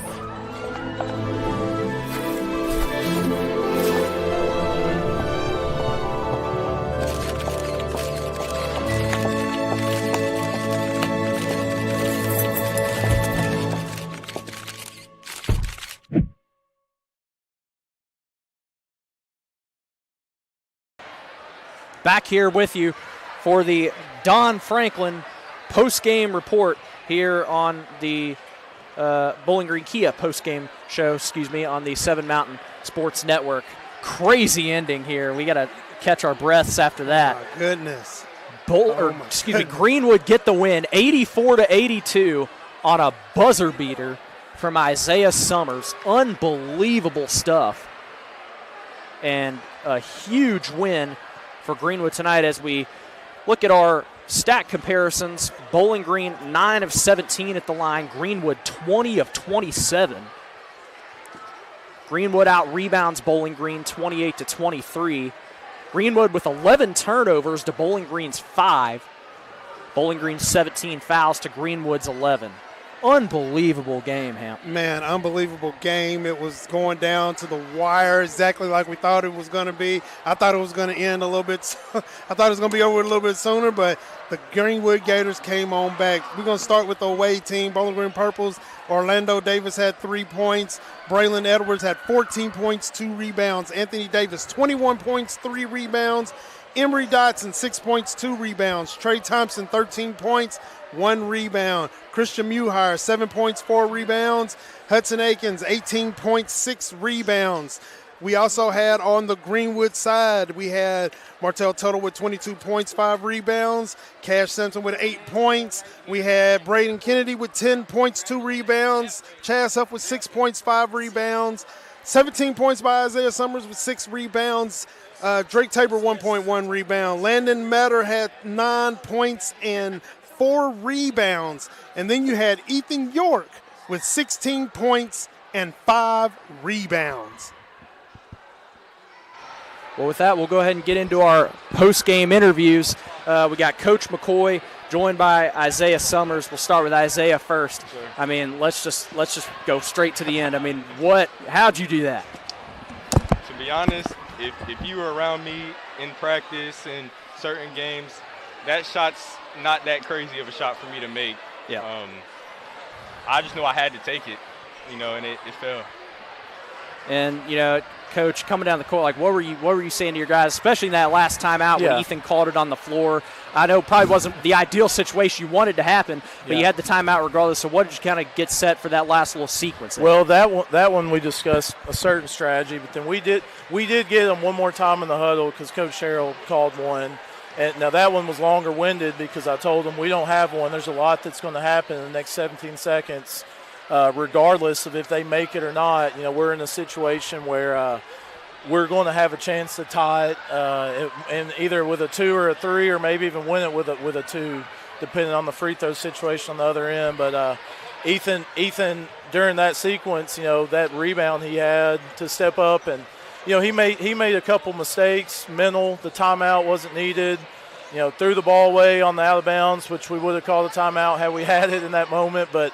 How big was that for him to come down here to get an offensive rebound on a free throw is a tough thing to do, and that was a grown man rebound and got fouled and stepped up and made those 2 free throws with everybody and everybody here watching and cheering, and so that was huge. And then followed by I told Isaiah walking up here he's super humble guy, and he's not lying.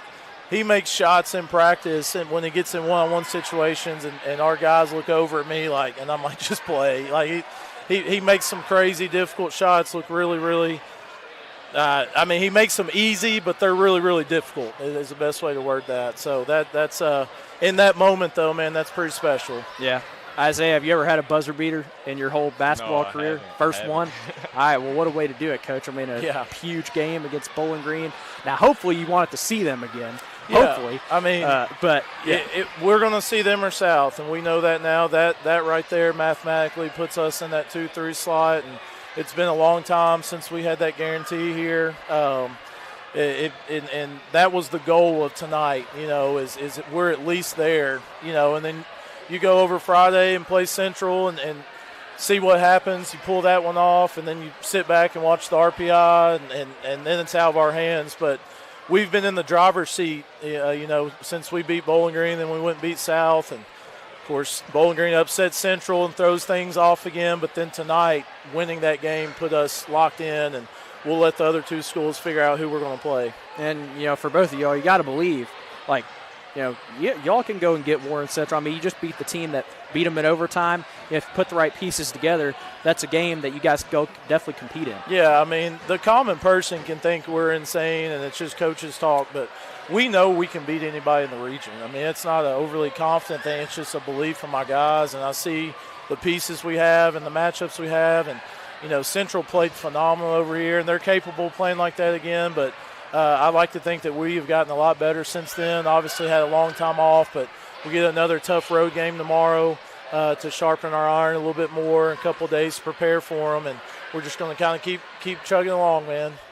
Yeah, OCATH tomorrow. Y'all go up to the Sports Center. Yeah, it's actually moved to their high school just because we were supposed to play them tonight, and then the Sports Center had an event tomorrow. Oh, okay, I got you. So we're actually going to play them there, but yeah. So that'll be a good test for y'all, good little trip to go up there and get, like you said, get a game before Warren Central. Yes, sir. Isaiah, what would you say about this team performance as a whole? I mean, this was, there were times where, Bowling Green had the momentum and you all just stuck the course and kept to it. And that's kind of been a theme for you all year. Like, this team just doesn't quit.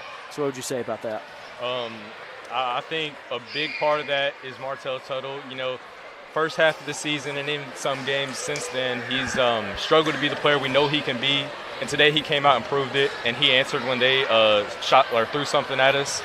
And, as a team, we're never going to give up. It doesn't matter who we're against. Yeah, we talked, last time we talked about Martell Tuttle, but he was coming into his own there in the last game. Had another huge one tonight. Yep. But, you all are, y'all are a team that, I think people are beginning to turn their heads all over this region. Yep. And, Warren Central next week, like we said, we'll go see what happens, and then, we'll have down the stretch in the season. But, obviously huge relief for you being able to be locked into that 2-3 game. Yeah, goal one was accomplished. We got many more ahead, but kind of check the box as we go. Well, good luck rest this week. Tomorrow, going up to Owensboro. Yep. Friday against Central. Good luck, guys. Congratulations. Go enjoy it. And we'll see you all next time we see you. Thank you. Thank you. Go ahead and take a At Warren RECC and NCTC, we offer fast, reliable, high-speed fiber internet service in Warren, Butler, Edmondson, and Grayson counties. NCTC is 75-year communications veteran, and Warren RECC, your trusted energy provider, have teamed up to bring high-speed fiber internet service with a hometown touch, starting as low as $64.95 a month with no contract required. If you're ready for internet that can keep up with the speed of your life, check out WRECC.com/internet and sign up today. Your perfect vehicle is waiting at Don Franklin Kia in Bowling Green. Choose from the rugged Kia Sportage, the spacious Telluride, the electrifying EV6, and more. All with Don Franklin's 10-year unlimited mile powertrain coverage. With a large inventory of new Kia models and a team of caring automotive professionals dedicated to you, Don Franklin Kia in Bowling Green is here to service all of your Kia needs. Hurry in today to Don Franklin Kia, driven by family.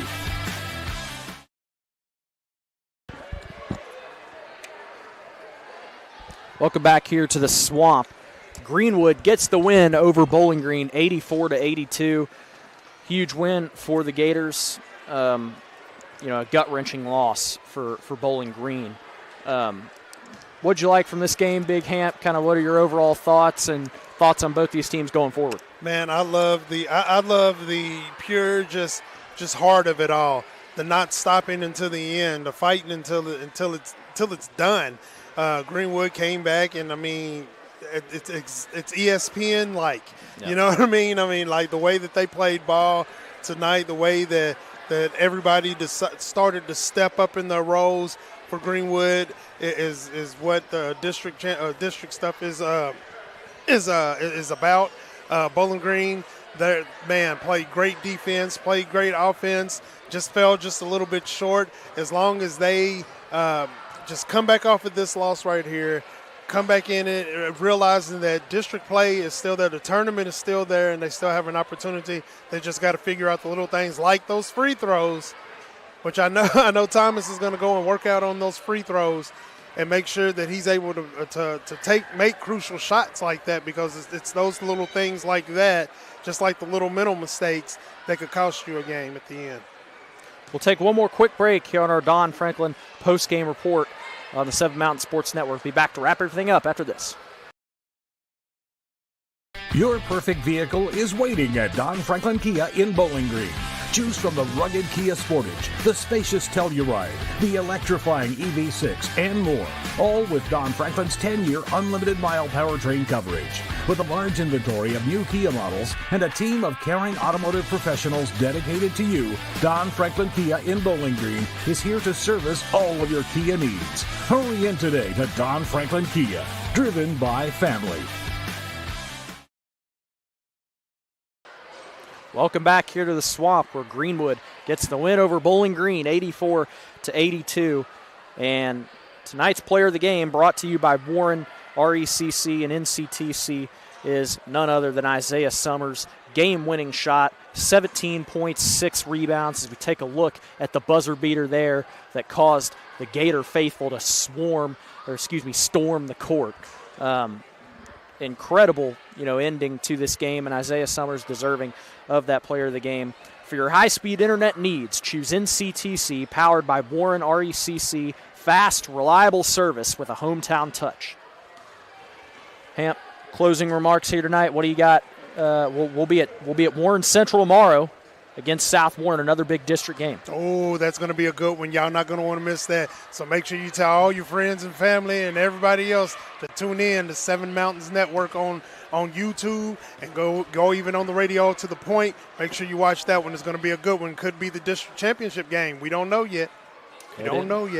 Don't know yet, and there's lots still to be decided, but we'll go ahead and thank all of our sponsors. Don Franklin for sponsoring our halftime and post-game shows. Edmonton State Bank, NCTC, powered by Warren RECC, and, of course, Toyota Bowling Green. Thank all of them for sponsoring the 7 Mountain Sports Network. For Big Sean Hampton, I'm Logan Blanford, Matthew Clark producing all the things, and Seth Daniel on camera up here. So long from Greenwood High School.